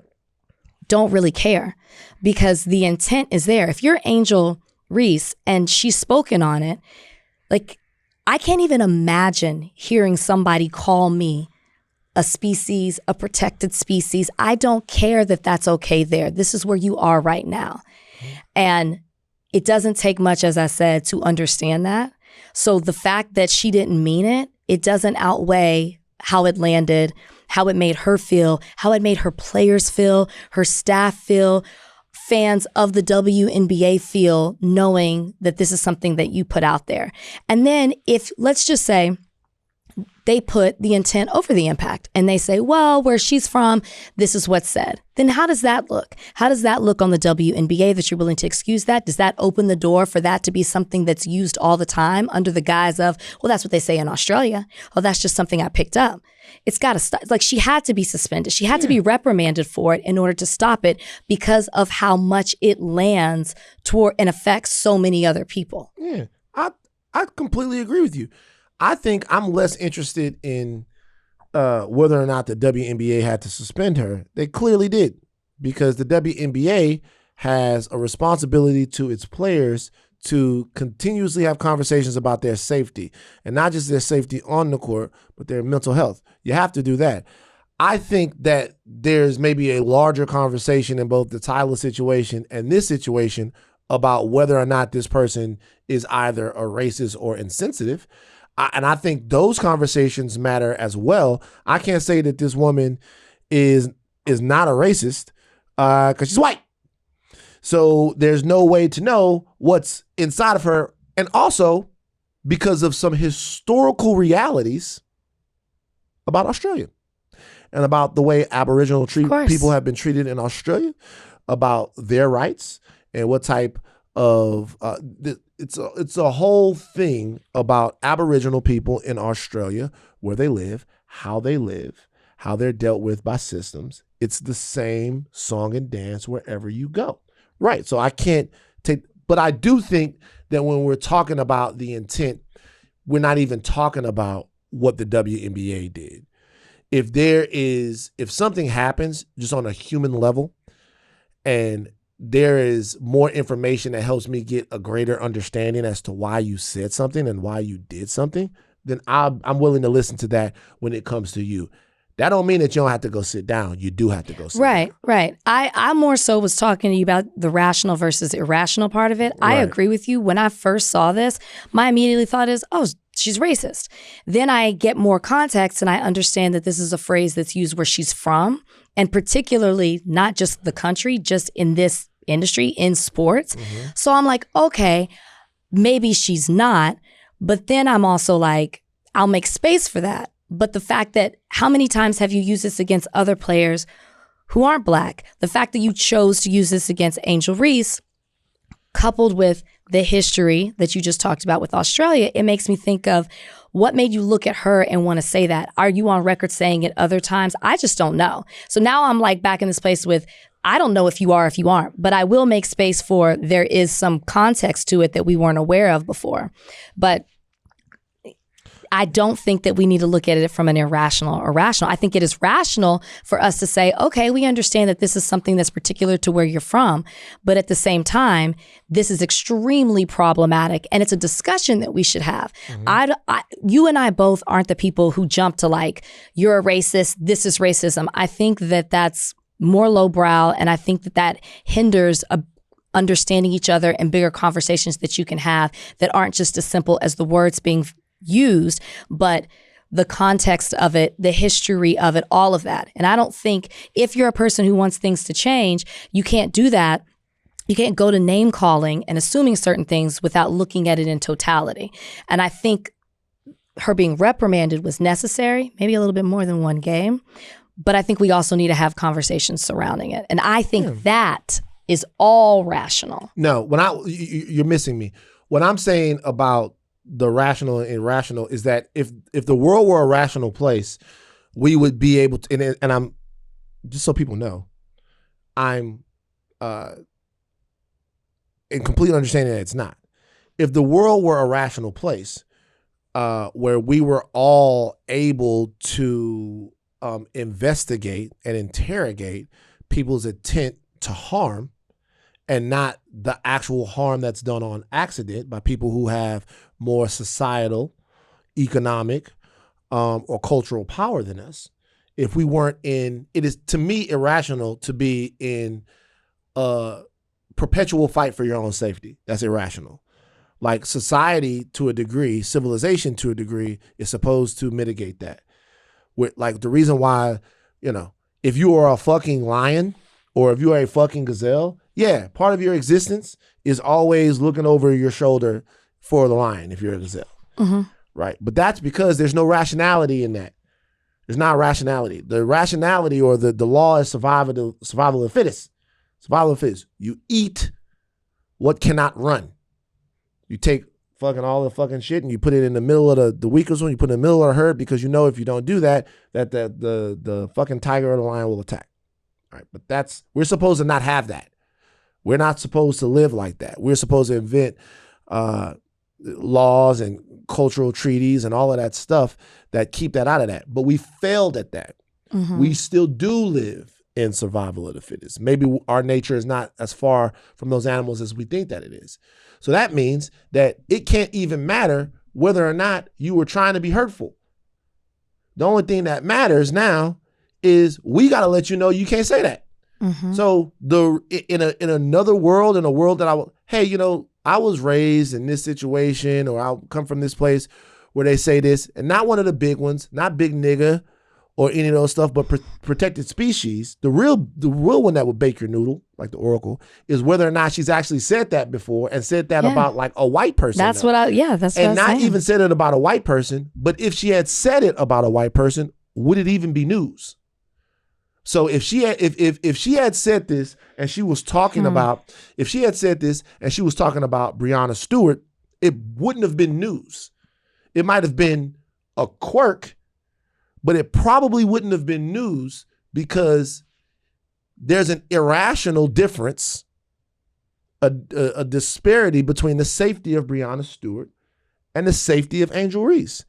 And we have to negotiate that in everything that everybody say, in everything that people do, in every way that we act. There's no parity there. So me saying that like in any rational world, we would be able to take all of the information and go, okay, you didn't mean that, but we can't do that, and we won't do that until we get the society to a more rational place, which will never happen. Yeah. So no, I wasn't saying that we were being irrational for being mean about it. I was just for not being mean about it, for holding her to a standard about it. I'm just saying that like, it really Tyler's explanation makes sense. What was her explanation? That's how they talk. Where's she from? Like, really, that makes sense. But it makes sense, but it's also you should know better. You can't say that here because you should know that better. You should know better. People let you. Yeah, like is the fact you gotta know better. Yeah, so it's weird. It's true. Well, apology rating now. I mean, it was a good apology. You like it? It was a good apology. I can't. She said everything she needs to say. She didn't make excuses. She could have easily been like, that's what we say. And I've said it before. And I didn't mean to. Like, she took responsibility in the best she could after this situation. So she gets a 6. She bent the knee. That's what we need. I'm telling you, she bent the knee. It matters. Just or she got knocked to her knees, really. Oh, like, you guys, cultural power is sometimes about a Charles Oakley elbow. It's like, everybody does it. People only get mad when black people do that, by the way. Any other group of people that go, hey, don't fucking talk to me like that. Also, when she said it, didn't somebody get hurt? What you mean? When she was complaining to the refs about what happened with Angel, it was after an injury, right? Something had going on. Because I think that adds to the using the phrase protected species, because I think Angel was involved with that, and it was almost as if you're like calling her an animal. Yeah, you just can't. You can't. I mean, I don't. You guys I'm just like saying it makes it even worse. Yeah, I'm trying to be. You can't. We're not. You can't do that. Like we start letting you guys get away with that, and then before you know it, we back in cages at King Leopold's house again. Like, we can't let you. We're not doing that. Fuck it. And maybe at a certain point we'll be able to kind of litigate these things more about what you meant to do, but we can't do that right now. That's how. All right, let's talk about the Tate brothers. Andrew and Tristan were arrested by U.S. Marshals on Saturday after UK prosecutors said that they brought further rape and sex trafficking charges against them. Britain's Crown Prosecution Service said the new charges relate to 4 further victims and were brought after authorities received evidence from Bedfordshire police in England. The charges include rape, assault, trafficking, and offenses relating to indecent images of a child and extreme pornography. Now, these charges brings the total number of alleged victims in the UK to 7. This is interesting to me because I'm interested in how much it's going to take for people who bought into the Andrew Tate thing to realize how stupid they were. Like, what would have to happen? Because Andrew Tate is smart about this. Andrew Tate says, hey, like, maybe because he knew what he was doing. A year ago, 2 years ago, he starts talking about the Matrix. The Matrix is going to take me down. The Matrix is going to kill me. The Matrix. So now the people that really believe in these Tateisms, they're going to say this is just the Matrix pushing back at them. And I'm always interested, particularly in figures like this, because Andrew Tate is essentially a cult leader. Very interested in cult leaders. I'm always interested in how indoctrinated people are. Like, who is going to say this is a person who is a scam artist, and someone who sold a lifestyle based upon your want for something that they are actually abusing people for, allegedly, and look at the litany of things that they have them on. You don't want to be this person. Yeah. That's what I'm never interested in, like, figures will rise and figures will fall. Right? There's going to be the next hottest rapper. There's going to be the next political darling. I'm always interested in how people respond to this. Who are the rational people that'll be able to look at luminaries or other people that they thought had all of the answers and be like, I need to make some decisions about my life for myself? Don't you think that a characteristic of falling into this from the beginning and choosing to follow this and believe this, you have to be irrational at some point? So it's almost like you're asking for something or maybe thinking something will happen when it was never there in the first place. Yeah. You know what I mean? Clearly the Tate brothers, Andrew Tate in particular, were spewing out this rhetoric to justify or normalize what they were doing behind closed doors. Yes.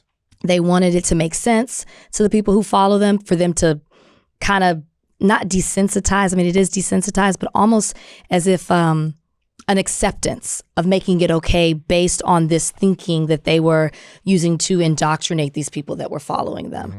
You had to be irrational from the beginning, or desperate from the beginning, seeking a certain community to make you feel powerful, putting others down, taking advantage of other people, allegedly assaulting them, like taking their humanity away from them, allegedly.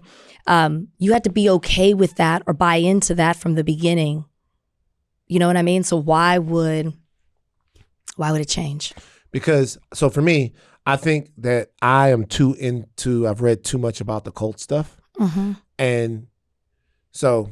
Is there a through line? Sorry to not interrupt you, but people who leave cults, is there a through line? Is there is there a common denominator as to why they choose to leave? And I'm asking that, is it because is the common denominator that the person goes down and so it all just crumbles? Or is there a feeling? Is there a moment? Is there something that happens that usually causes people to break away? So there's an ethical personality dichotomy that exists. There are certain people who join the cult because they believe that the person that is the head of the cult, even though that person always has to be charismatic, right, is the best conduit to an actual worldview. And for that person, when that worldview shows inconsistencies, they will leave the cult. Okay. All right. Big picture person. But when the cult is about the person, they will never leave. Because if the cult is about the individual, then anything that the individual does is right. Right. So, but there are people who join cults because they actually think that the world gonna end in 21 days and all of that stuff like that. Then when the world don't end in 21 days, they go, okay, I'm out. Now, it takes a very charismatic person. You still have to be an effective cult leader, because it takes a very charismatic person to make somebody believe some of this stuff, because sometimes it's so far off the beaten path. But for those people, when it's broken, it's broken. The trust is gone because they're true believers in the grand scheme of things. But when it's about the person, it's very difficult to get the people away. It's very difficult to get the people extracted from that person, because they believe, they trust that person in a real way. And the reason why I am interested in this is because I've talked about it already. I see traces of it everywhere. Like I see people that go, oh, this must be right because this person said it and I trust this person. Mm-hmm. And that there's not one fucking celebrity that we've given a slight bit of critique. The smallest degree of critique. The Barack Obama, George Washington thing. Barack Obama is the best of us fan, blah, blah, blah. Looking for reasons to kind of make that work, right? And it's not the worst thing in the world, but I was kind of understanding it. Not saying that Barack Obama is a co-leader, by the way. Haha. I'm saying that I didn't say that, so you can't clip that. But like what I'm saying is in this situation, in situations like this, I think that most people, particularly now, have the capability to be overwhelmed by someone's cult of personality. Do you think that's because people are getting further away from religion? We talked about that a little bit, yes, and they're choosing new religions. Yeah. The manosphere is a religion. You could argue that woke is a religion. To a degree. To a degree. Not a. To a degree. The manosphere is a religion. Woke is a religion. MAGA is a religion. The far left is a religion. The center is a religion. All of these things that are actually making people fight daily holy wars, like every single day, there's jargon, there are ways to worship, there are proper ways to be, there are bad ways to be, there are heretics, there are prophets, all of these things, it's all religion. I'd argue social media is a religion. Well, yeah, social media is the church for the religion. Yeah. Social media is where people go to worship, where they tell you, you can't, if you're not dressed, you can't come here. Where they litigate the rules of the religion and all of that stuff. Social media is a church. And that's where you have your different preachers and leaders that pop up. Right. Yes. And so to me, I'm always, because even when Jimmy Swaggart got caught up the first time. To bring him up. Hey man, the first time he got caught up, a lot of people stayed. But when that second tower hit, when that next one happened, people were like, we can't fuck with it no more, Jimmy. Jimmy got some things. Jimmy went to the well a couple of times, right? So I don't know. I'm always interested to see this because there are a lot of people who've made their reputation believing in Andrew Tate. Yeah. And it seems like the Tate brothers are in some real trouble. All right. What else, Donnie? What the fuck else is going on? What the hell is happening? There's some Fox News stuff. Okay. As Defense Secretary Pete Hegseth, he's rolling out a mandatory hormone testing for troops, promoting high testosterone counts, high T counts. Critics are accusing Fox News host Jesse Waters of trivializing sexual assault in this exchange. He says you lose your endurance, muscle mass. So, yeah, I want these guys on it. But you know what's going to happen? The guys that don't need it are going to take it. To triple boost. Right. And then they're going to get out there. And women on base, you guys better be careful. Port calls, women in Asia, you better be careful. Because these guys are going to be wild animals, and you better watch out. Okay. Low T. You should have held his hand. Yeah, but I don't know if I would have. Oh, Dana. She's against it. But that's all she could say. He went too far even for her. Who is that? What's her name? Dana. That's what they just said. Dana from Fox. Let's see what Dana. Dana knew, as Jesse typically does, crossed the line. Dana Perino. It would have been great if she would have called out why. I mean, Jesse was waiting for the laughter. The laughter never came. No. Well, he took it too far. He's making a joke about sexual assault. And then these are the same people at the same time who will say, you know, the women are exaggerating or women this, like blame, but like you're literally making a joke about what would happen if testosterone levels increase and relating that to, and specifically calling out Asia. So Asian women talking about, you better watch out, these men are going to be on a tear, basically admitting that that's something that does and can happen. Mm-hmm. I mean, look, I don't also, know. the testosterone thing is hilarious to me. I'm sorry that Hegseth is going to test everybody. It's going to be an option. It's not mandatory. Right. But if you have low testosterone, he's like, you're out?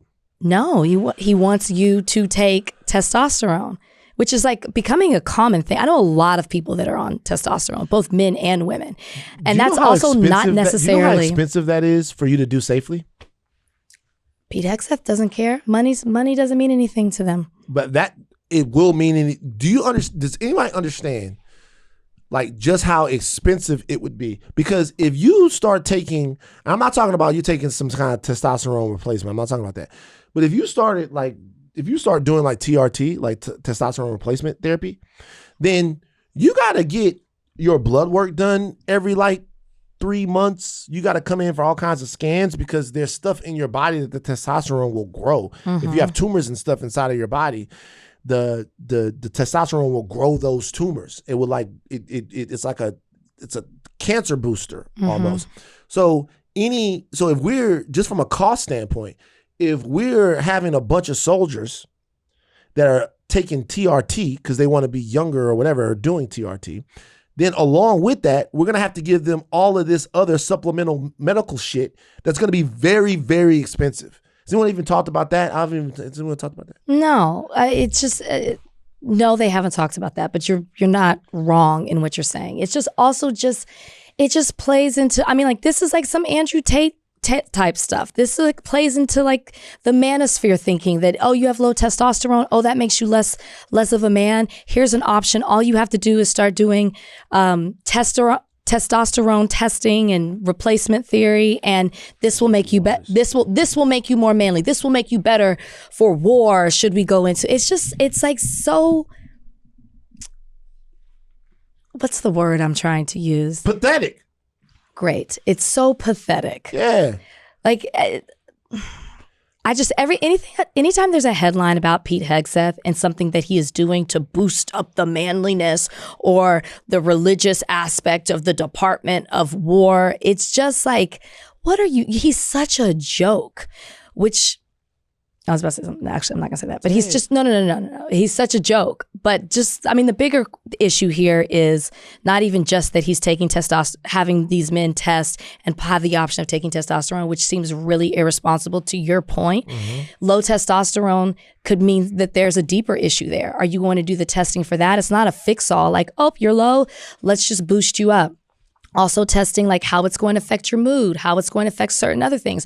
And then the fact that Jesse Waters is like joking about the safety of women within the military and then women who might run into someone who's like, it's a joke to them. Women's safety, women's freedom, all of that. Like it's.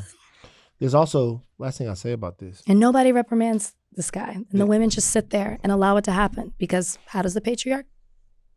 How does the patriarchy continue? Women being complicit. Do you think that's the way the patriarchy continues? That's one of the ways. It can't exist without women being complacent. We've talked about this. We talked about this with Anna when she was here. Yeah, I guess so. I mean, I'm not saying it's the end all thing, but it is 100% why it can continue. Right. Okay. Like, hey, I'm not getting when you have women in the MAGA world who are like, oh, I want to be this, I want to be submissive, and I want to do, I want to do this and allow my husband to do this, and I am this person. Like that, like part of the reason it exists. I said sure. Part of it. You're right. I'm not, hey, God damn it now. I said, hey, I think part of it is because the men who are against it aren't present enough, but I understand what you're saying. Of course. So you know what's funny about this? You know what I think about this? What's funny, Jesse? Can I go galaxy brain real quick? It's like go way too deep. I think this testosterone thing from people like Pete Hegseth is about something else. I think that there is a deep, deep, deep wish on the right to connect biology to performance in every single way. So let me tell you what I mean. So it's not about how you make yourself. It's about how you were made. So the good soldiers will be the soldiers that naturally have high testosterone because they're more man. The good people will be the ones that are born white because they're good people. The strong people will be the ones that will be born men. Then amongst the whites, the strong ones will be the people who have lineage in Harvard and Yale and Princeton, and because a core belief of the right is of natural selection by God. Mm-hmm. They don't believe necessarily in announcement. They don't believe that you announce yourself as a part of a society. They believe in anointment, that happens before you're even born. right? You guys remember the movie? I'll go back to another movie, Trading Places. The central argument in Trading Places between the brothers is one brother believes that your environment determines how you are, and the other brother is Mortimer and Winthrop. And the other Duke brother believes that it's in the blood. And what they do in the movie is they put Billy Ray in a situation where he has all the advantages, and then they watch Billy Ray shine. And they take Lewis and put him in the fucking ghetto, and then Lewis starts freaking out, and Lewis starts robbing people, and that's the central debate between them. One is environment makes this. Another one is, he says it, he goes, it's like racehorses, Mortimer. It's in the blood. And this right here is little shit like this where they go, hey, we're going to test your testosterone. We're going to, like, everything that Pete Hegseth talks about is this, like, sort of, I don't know, this, like, we're made this way. We're made to rule. We're made to fight. We're made to, that's kind of what they believe. And they're saying little shit when this happens. Jesse Waters right here, who is a fucking nerd, Jesse Waters has a belief of the way a man should be. A man should be this way. And this testosterone, if you're low on it, is going to make you into that type of man. He's talking about the way a man should act. Now, he didn't act like this when Ryan Grimm rode up to him at the White House Correspondents' Dinner situation and checked his temperature. You never heard that? You never heard about that? You never heard about that? Ryan and Jesse? Ryan and Jesse Waters. Waters. What did Ryan say? No, hey, man, this is not me dick riding Ryan Grimm. Well, just say what happened. Yeah, just tell the story. Okay, so apparently in like 2015 or something like that, Ryan Grimm rolled up on Jesse Waters. And depending on what lore you believe about this, either Ryan Grimm put hands on Jesse Waters and stuffed him in a locker, or they just had a really, really tense back and forth to which Jesse Waters kind of got his temperature checked. I did listen to some audio about this. There is audio out there. I did listen to some audio. It didn't really feel like one person I saw said Ryan Grimm beat the shit out of Jesse Waters. I can't find any evidence that happened. But I can tell you what, Jesse Waters didn't act like he wanted it. Maybe he need to get his testosterone checked. No, when you surround yourself with people who laugh at your insensitive and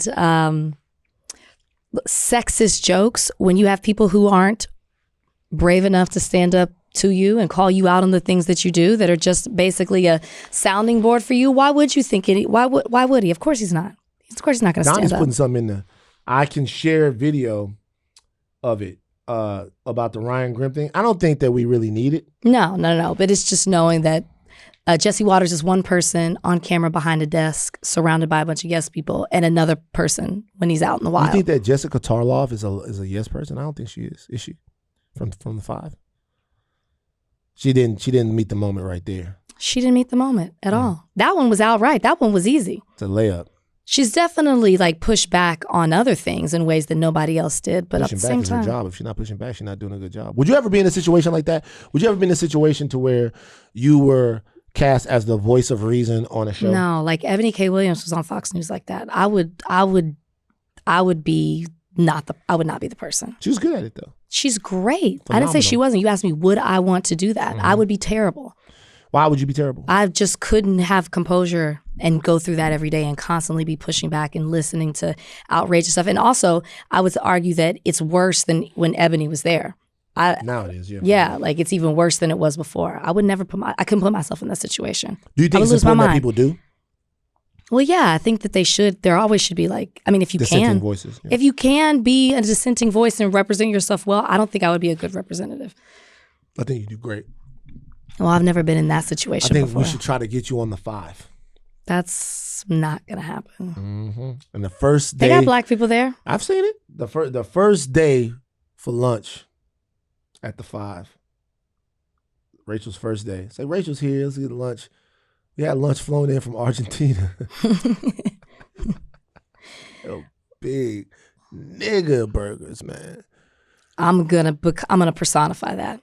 If that was lunch that was served, I would actually be the featured burger in real life. What you mean? Big nigga. Big nigga. I would show the fuck out. Going crazy. It doesn't work. Look, I've sort of been that person before. There's no sort of, I have. But But not to that level. Not to that level. Not to that level. Not to that level at all. Not to that level at all. And there was always somebody in there with me. Always people in there with me. Always people in there with me. But there was a breaking point. There's a breaking point. Listen, I've been in situations, which is how you know you can't do it. Is how you know you can't. There was a breaking point, big nigga burgers. We have a very special treat on Higher Learning today. Someone that I have known for quite a while, Dave Roberts, or should I say David Roberts? Whatever. Okay, Dave Roberts. Dave. I say Dave. Skipper of the Los Angeles Dodgers. No. Well, going to LA, whenever I get a car out in LA, they think I'm the manager of the Dodgers, and they have a Mercedes-Benz shows up to there you go. Be the rental car. So use it. They don't even know you're more important to a lot of people. The man who has been influential over executives, over talent, over some of the faces that you know and love. On ESPN, you're currently ESPN's executive vice president and executive editor of sports news and entertainment. You have a career in media that spans almost 50 years on camera and behind the camera. Also, someone I consider a mentor who is retiring at the end of August. Dave Roberts, welcome to Higher Learning. Thank you for being here. Thank you for having me. Okay, so I have to ask the big question, why? Why are we retiring? Why is now the time? Well, you know what? The one thing that I've learned in life is that every aspect of life, whether it's a career, whether it's a job, whether it's anything, there's always a beginning, a middle, and an end. And you have to be strategic and smart enough to know when those parts of life happen. And so for me, it's just a good opportunity to look at the next chapter, and that's the focus.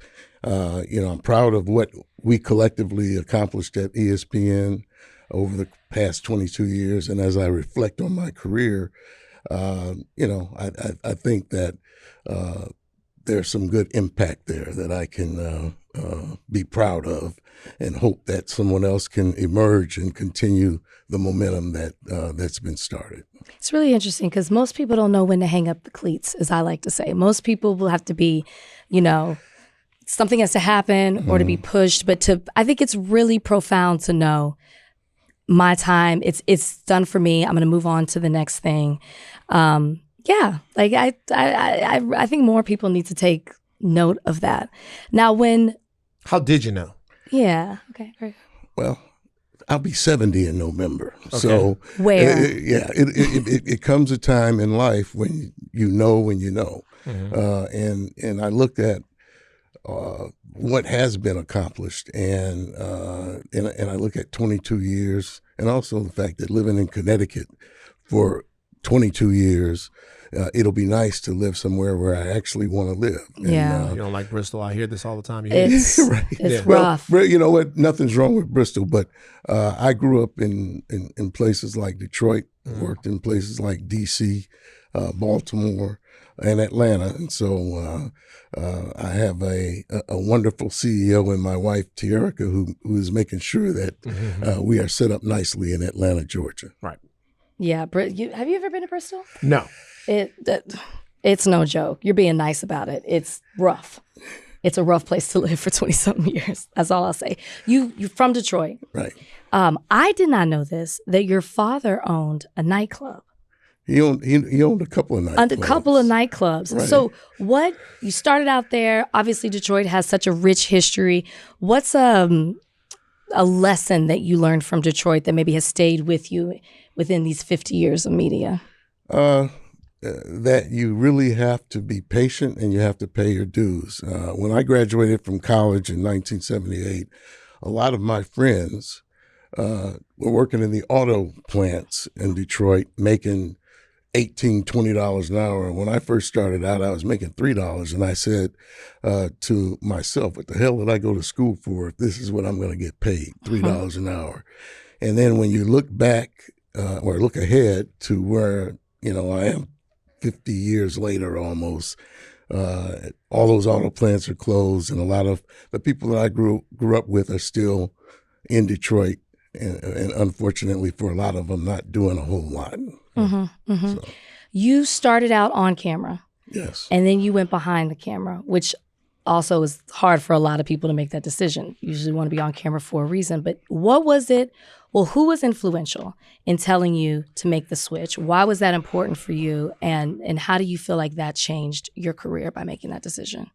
The person I owe that to is Cleveland Sellers. It was in Legend. Yes, 1981, actually. He had me over for spaghetti and fried fish with his wife, Gwen. I'll never forget. And Cleve Sellers at the end of the dinner looked at me in the face and said, "Get your so-and-so off of TV trying to be a TV star and get into a position where you can decide SH and you fill in the blank." And it was in that moment that I decided that, okay, well, maybe, and he did a good job of explaining why. Because at the time I was a reporter in Greensboro, Cleve was out there leading protests and mobilizing the Black community across North Carolina. So it was in that moment that that was a transitional moment in my career and in my life, actually. And it was at that point where I decided to get off the air and get into those decision-making career paths. So a lot of people have problems with that, have trouble with knowing what power in media actually is. Is power the ability to communicate to people on camera and, change hearts and minds or whatever, or is power choosing who gets to do that? Right. What do you think? I think it's a question, it's a matter of both, actually. Being in the decision-making roles over the course of my career has allowed me to decide situations such as when I was in Baltimore, for example, the Million Man March happened. And our station was a station that covered it wall to wall, starting at 5 a.m. in the morning, right into the very end. The other stations didn't do that. You have to be in a position where you can make those kinds of decisions on coverage and also who's on the air. I can remember also in that market where I hired Benjamin Hooks, former NAACP executive director, as a political commentator. So it's situations like that where you influence who's on camera and the stories that you cover. That's very important. And as I think about that, I'm thinking about the 60th anniversary of Jackie Robinson breaking the color barrier, the 75th anniversary of Jackie breaking the color barrier. And I was proud to be the one who said, hey, we need to own this and make it the big deal that it is. And so I was put in charge of both those anniversaries. And as a result, we had a positive impact on what people saw on their television. In a world where people seem to be scared of the word diversity these days, talk about, like, with what you've done and been able to do, about the connection between success and diversity. First of all, I've always operated with the understanding that diversity means, to me, making sure that the playing field is level. And you can't have diversity without a level playing field. And with a level playing field, then it's up to who's ever in the decision-making room to make sure that the people who decide what people see on the air, meaning as producers, and those who are delivering that news represent the markets that we cover. And so that's what, and I've learned also over the course of time, it doesn't mean that every person of color, every Black person is going to be the right person. And that's just part of the territory that you have when you're in a leadership position, where you have to make tough decisions. And you just have to have thick enough skin to say, well, I really don't give a damn what so-and-so thinks. At the end of the day, it comes down to ratings and revenue. But you cannot have ratings and revenue if you're not reflective of the market that you cover. So for you, being a Black man in that position, was it sometimes difficult for you with the Black talent that maybe didn't have the ratings or the revenue, that felt like their perspective was worthy of them being on the air and you having to tell them you just don't simply have the numbers? Yeah, there were always situations, almost in every market that I've been in, where you had to tell people stuff that they didn't want to hear. And as a result, there could be drama associated with those kinds of decisions. And you just have to be aware and willing to understand that that's just part of leadership. Did you feel sort of any responsibility to specifically nurture Black talent? Meaning, a lot of times I see this in other situations, like sometimes you might be a little bit behind the curve because there were some systemic structural things that are slowing you down, right? You're competing with people whose accolades in this society might trump yours immediately because they had an easier path. Right. But when you get people on the job, you see that there's a talent difference and that the candidate might be a better communicator. Was there ever a time where you go, hey, you might not have it right now and your colleagues might be a little bit ahead of you, but we're going to make sure that you get every opportunity to catch them and maybe pass them because you're Black and you have a background that denotes that? Well, there are so many examples of African-American women, for example, or African-American talent that I either hired or elevated or put in the right positions. Right. And it's not because they weren't ready. It's just because they needed someone who would advocate and give them that opportunity. And I look at folks from Monica McNutt to Christine Williamson to Andrea Carter to Shanae Agumake, to Rachel at the time that we met. And you bring people onto the stage and then they perform. And then there are others. So that's what I mean by when I leave that place, they are in a much better position in terms of diversity than they've ever been.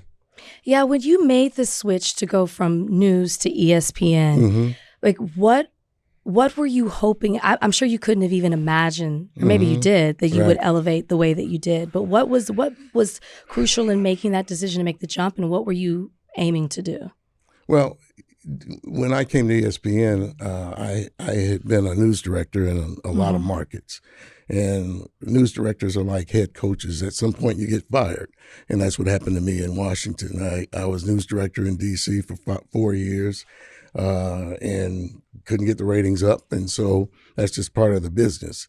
And someone said, well, you could go and be a news director in Chicago or I remember Philadelphia or somewhere. And I said, enough of that merry-go-round. So that's when I came to ESPN. And I came at a position that wasn't as high as the one that I left. But I said, okay, I'm going to take the opportunity and learn the network business.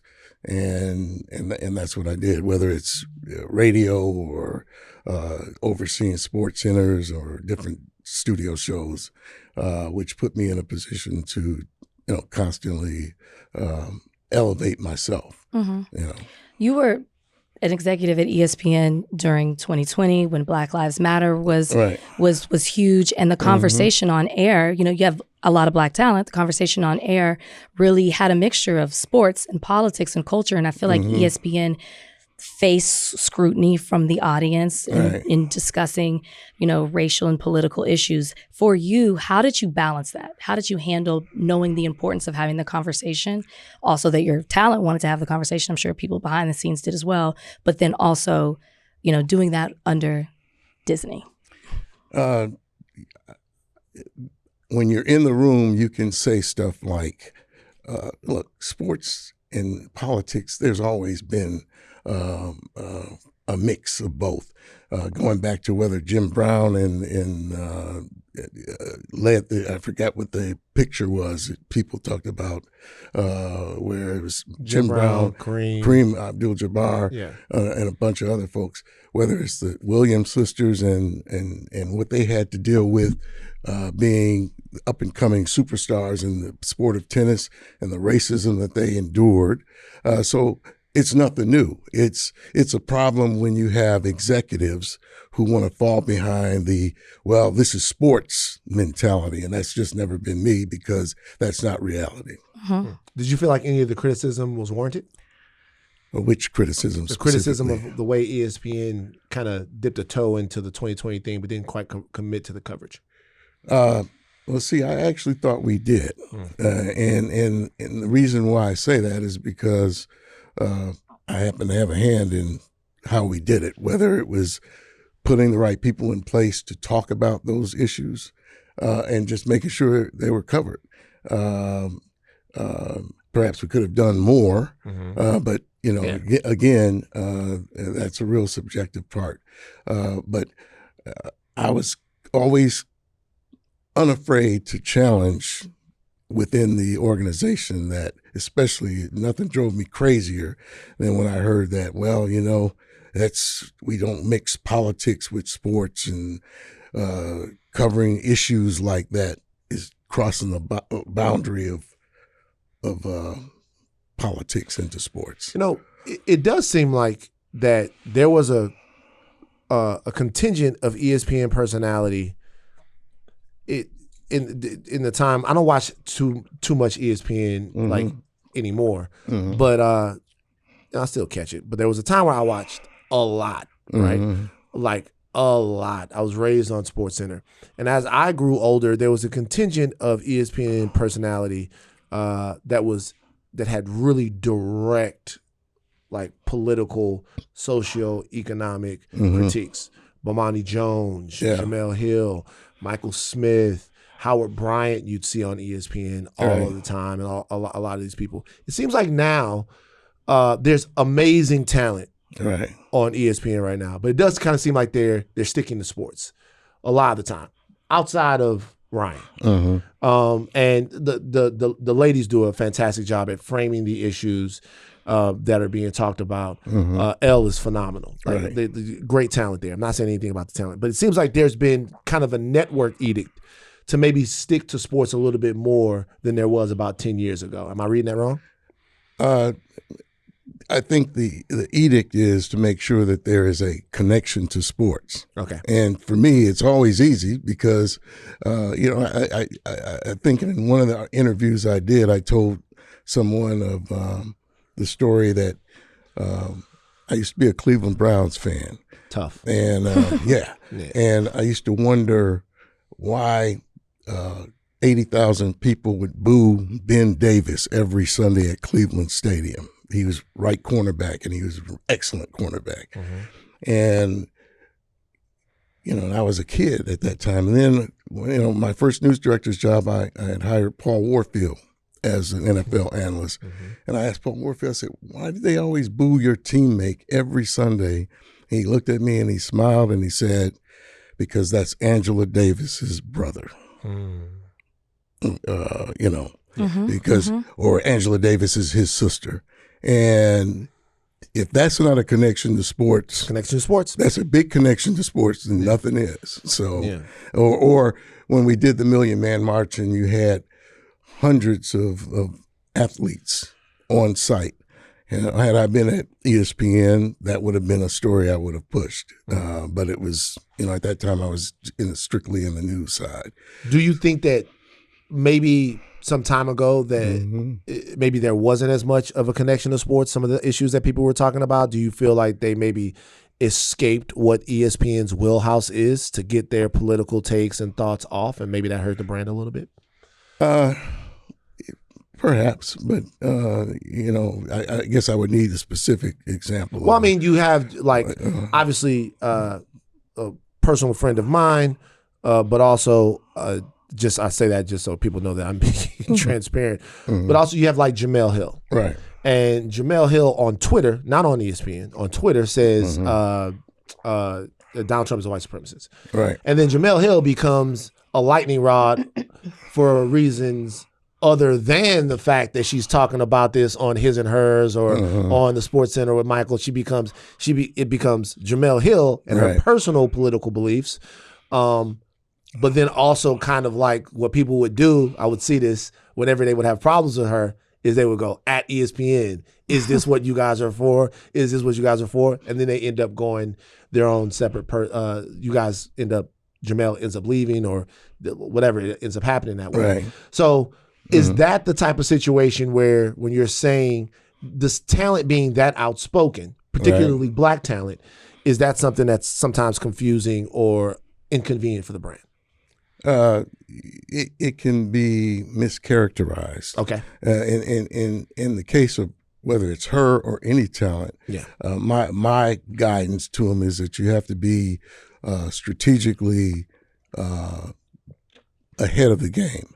And I don't want to say smart because we all know how smart most of the talent it can be. Not smart, brilliant. They're very smart. Yeah. But you have to pick your battles, and even I've had to learn that over the course of my 48 years in this business. So, are you concerned about your influence at ESPN? Like once you leave, are you concerned about like the work that you've done and how influential you've been with Black talent, Black stories, Black voices, in addition to everything else that you do? Are you concerned that some of that may go away when you leave? Well, I would say this. I had breakfast with about a dozen African American employees out here on Saturday, and my message to them is somebody else has to emerge. And they're all saying, okay, well, who's going to be in the room? I said, well, you have to put yourself in position to be in the room, and the only way you can do that is by producing and delivering the results, and strategically or smartly picking the battles that you have to fight. And so, but am I concerned? Well, yeah, I am. But that's just human nature. But I do believe that we have enough good people in the pipeline that will continue to build on the momentum, and especially during this current climate that we live in. It's more important than ever. Yeah. Do you think that barriers still exist for Black journalists and commentators in sports media today? Yes. And part of it is you have a lot of media critics who are, who happen to be white. And they only know one way of covering the media. And usually, like I never get asked to be on certain podcasts, and I just think that there's a lack of education, lack of understanding of people when it comes to us. I really do believe that.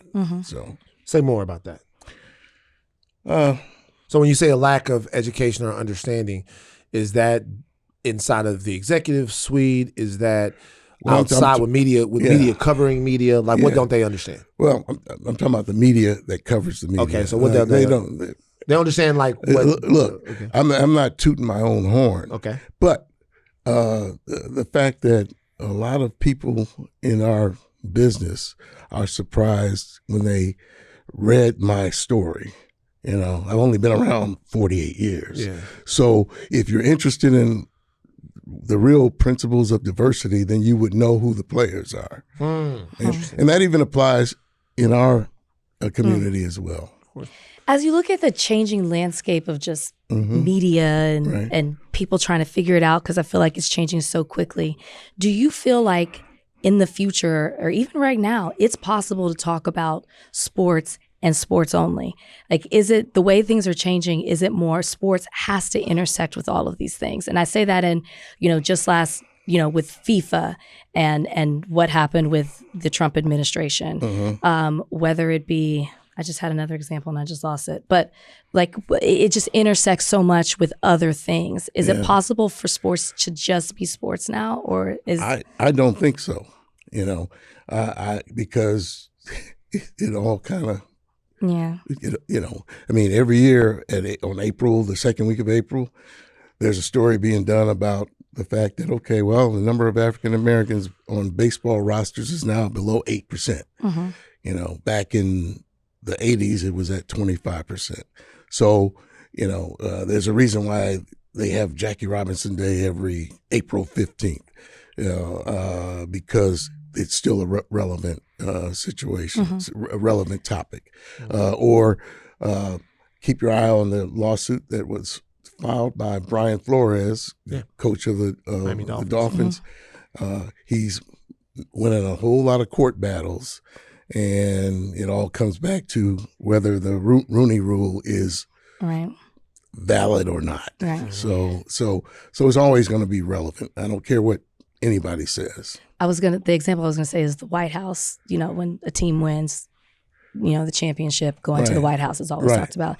Do you think networks get that? I know those conversations are had on podcasts and, maybe other streaming services, but like network television, do you think they understand that that's how the landscape is changing? It depends. Not even changing, but, it depends on who's in the room. If you don't have strong African-American executives in the room, then those conversations won't happen as often as they do or need to happen. Mm-hmm. And I want to emphasize, sometimes they happen, okay? But there has to be a degree of importance associated with those conversations when it comes to covering those topics and making sure you have the right people covering those topics.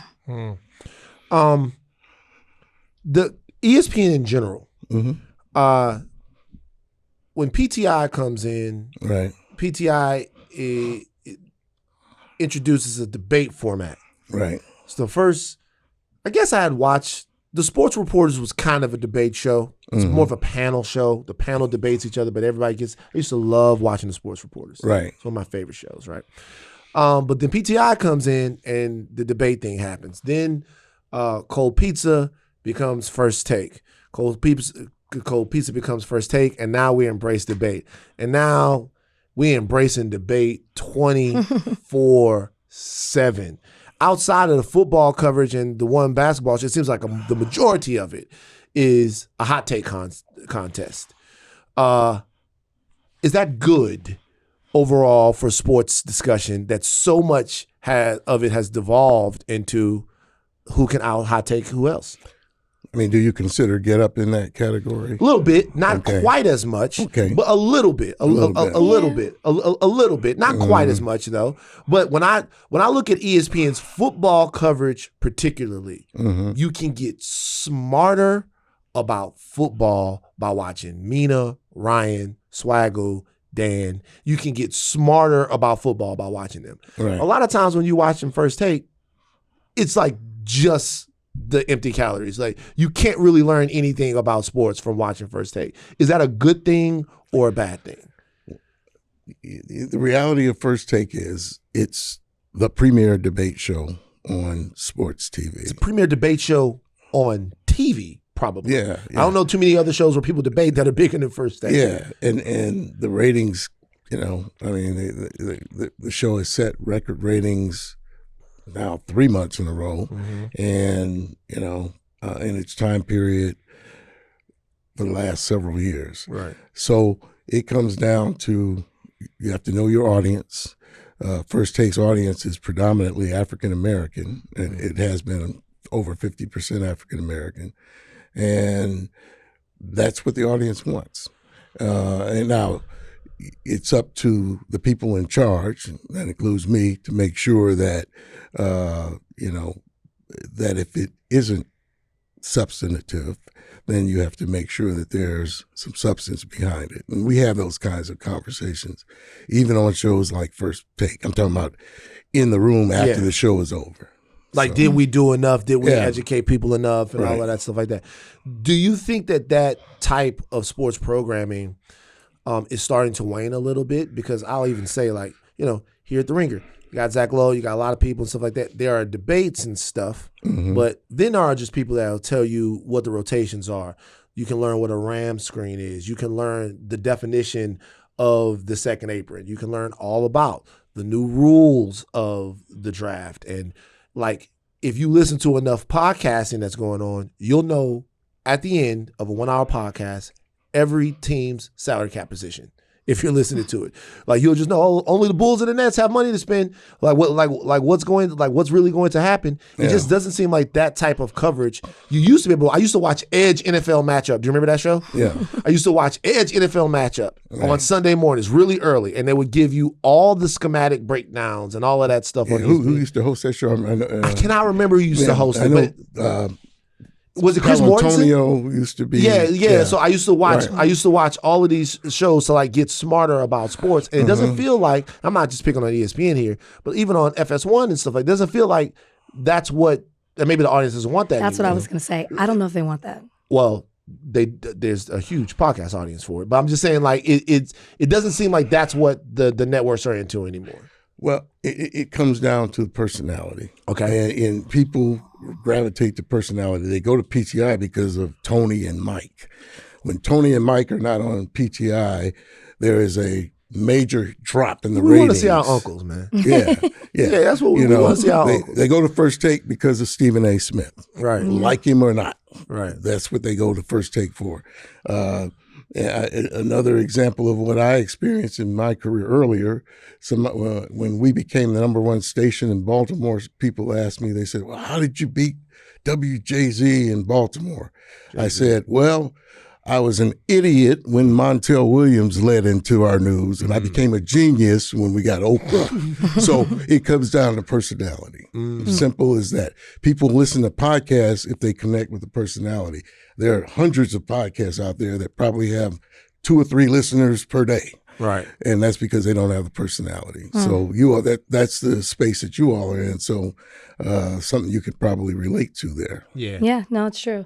What do you want the next generation, like as you think about what's next and you move on to the next phase of your career, because I know you're not done, what do you want the next generation of Black journalists and broadcasters to know that maybe nobody told you?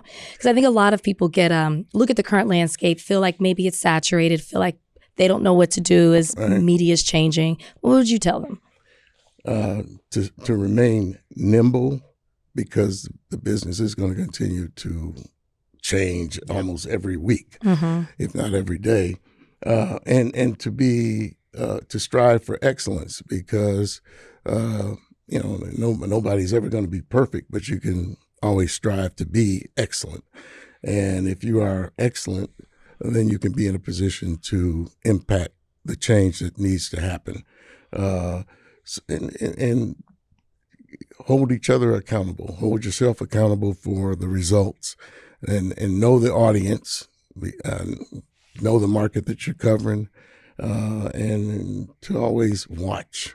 I always used to like watching to find talent, the right talent, and don't downplay the decision-making roles. I'm going to speak at NABJ in a couple of weeks, and the last time I did, I asked people in the room, it was like 200, 300 people in there, how many of y'all want to be on the air? Everybody raised their hand. How many want to be in the decision-making leadership positions? Nobody raised their hand.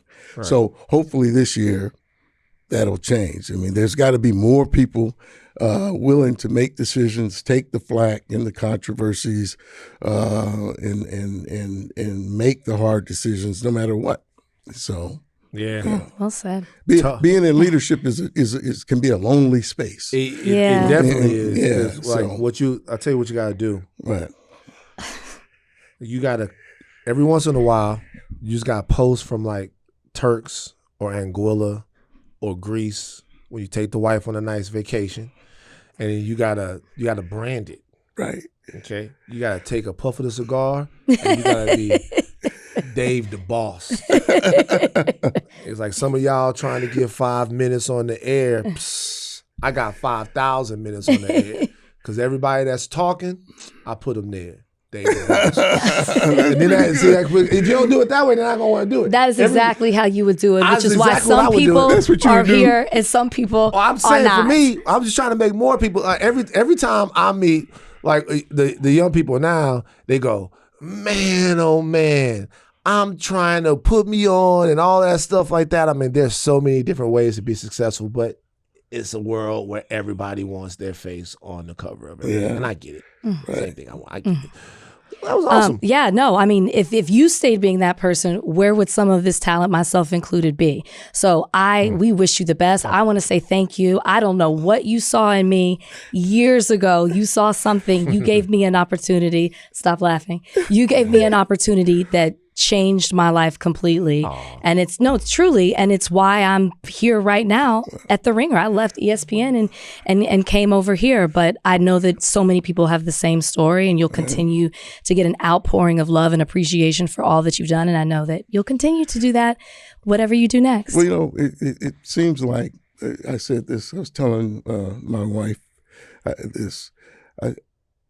I'm actually surprised by the people's reaction. You know, I said, I feel like I've read my obituary, and then they're going to have this recognition dinner for me. It's going to be like the repast. So at least I'll know what it's like when the time is finally up. Anyway, Yeah. Well, we wish you all the best. Thank you. And look forward to Good what's to next. meet you, too. Nice man. to meet you, brother. All right.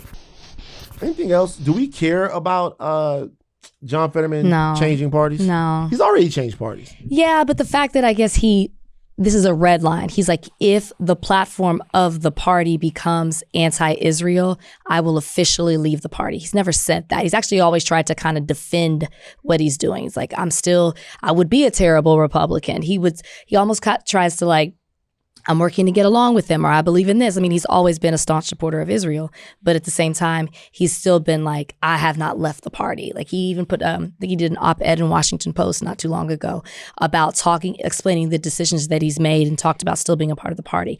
This made news because he made it a one issue. If this becomes a platform of the Democratic Party, I will leave, which is what got the conversation started, because you don't typically see politicians. You're there to represent more than one thing. And this is obviously something that's controversial as progressives are becoming more outspoken, as just society is becoming more educated about Americans, the U.S.'s role historically and in the present with Israel, that it's a bigger deal. And then it begs, like, why is this the red line issue? Should politicians even do something like this? No. Of course not. But I'm just telling you that that's the conversation of like why this isn't, to your thing. You said, hasn't he kind of always been like this? And I'm like, well, this is different because he said this. He's threatening the party.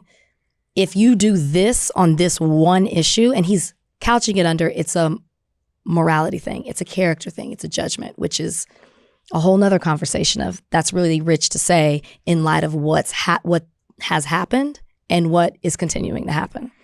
Yeah, it's interesting. Just depends on where he's like going to go. I think that particularly, by the way, we haven't talked about it, but the Iran war is spiraling out of control. Yeah. So American service members were killed just recently. They were killed. And even prior to that, the escalation ladder, while we're not scurrying up it, we kind of moving pretty quick up that bitch. At this point, Iran has distanced itself from the MOU. They're out of the MOU. The MOU is a thing of the past. No MOU. The MOU is done. Donald Trump is out of political options in Iran. And the war now is kind of being waged all over the region. It only really takes the Iranians to go just straight up right now, regional war against anyone who harbors American servicemen, because they are our enemies. Another thing that's happened inside of Iran, I want you guys all to pay attention to. They're not supporting us, but ground news is good for this coverage. Drop site news is good for this coverage. Get some of this coverage on The Nation.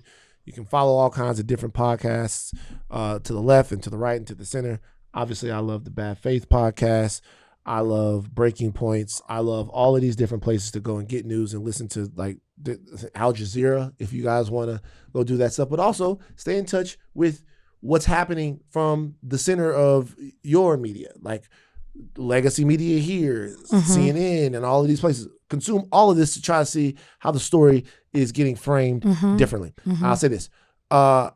There's some fissures inside of Iran, and that's very important to take account of and take note of. Because we decapitated their leadership, there's at least a small chance that the hardliners are, well, not a small chance, it's likely that the hardliners in Iran were being held in check by the former supreme leader. That while there's no possible way that you would call him a moderate, he essentially was stopping the true hardliners from taking complete control of the government. Now he's gone. His son seems to be wounded, might be dead. Who knows? And those hardliners are making their presence felt in a real way. Some of them hell-bent on not just revenge against the United States for the action that we've taken, but also seem to actually want to put their thumbprint on the region in a way. Look, I'm saying all of this to say that whatever political faction is in charge of Iran, they might not be very interested in making any peace because we preemptively attacked them for no reason. Well, I was going to say, we kind of touched on it before on the podcast, but like, how did they come into power? Like, what had to happen? People died.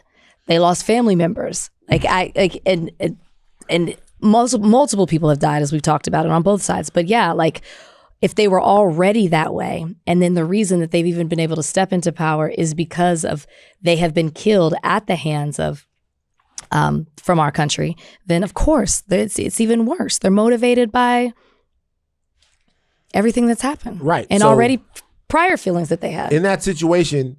What I'm saying is that plus our proximity to Israel in that particular conflict, there might not be a political home for the pro, or that for the pro-Israel crowd might see their political home in America shrinking, period.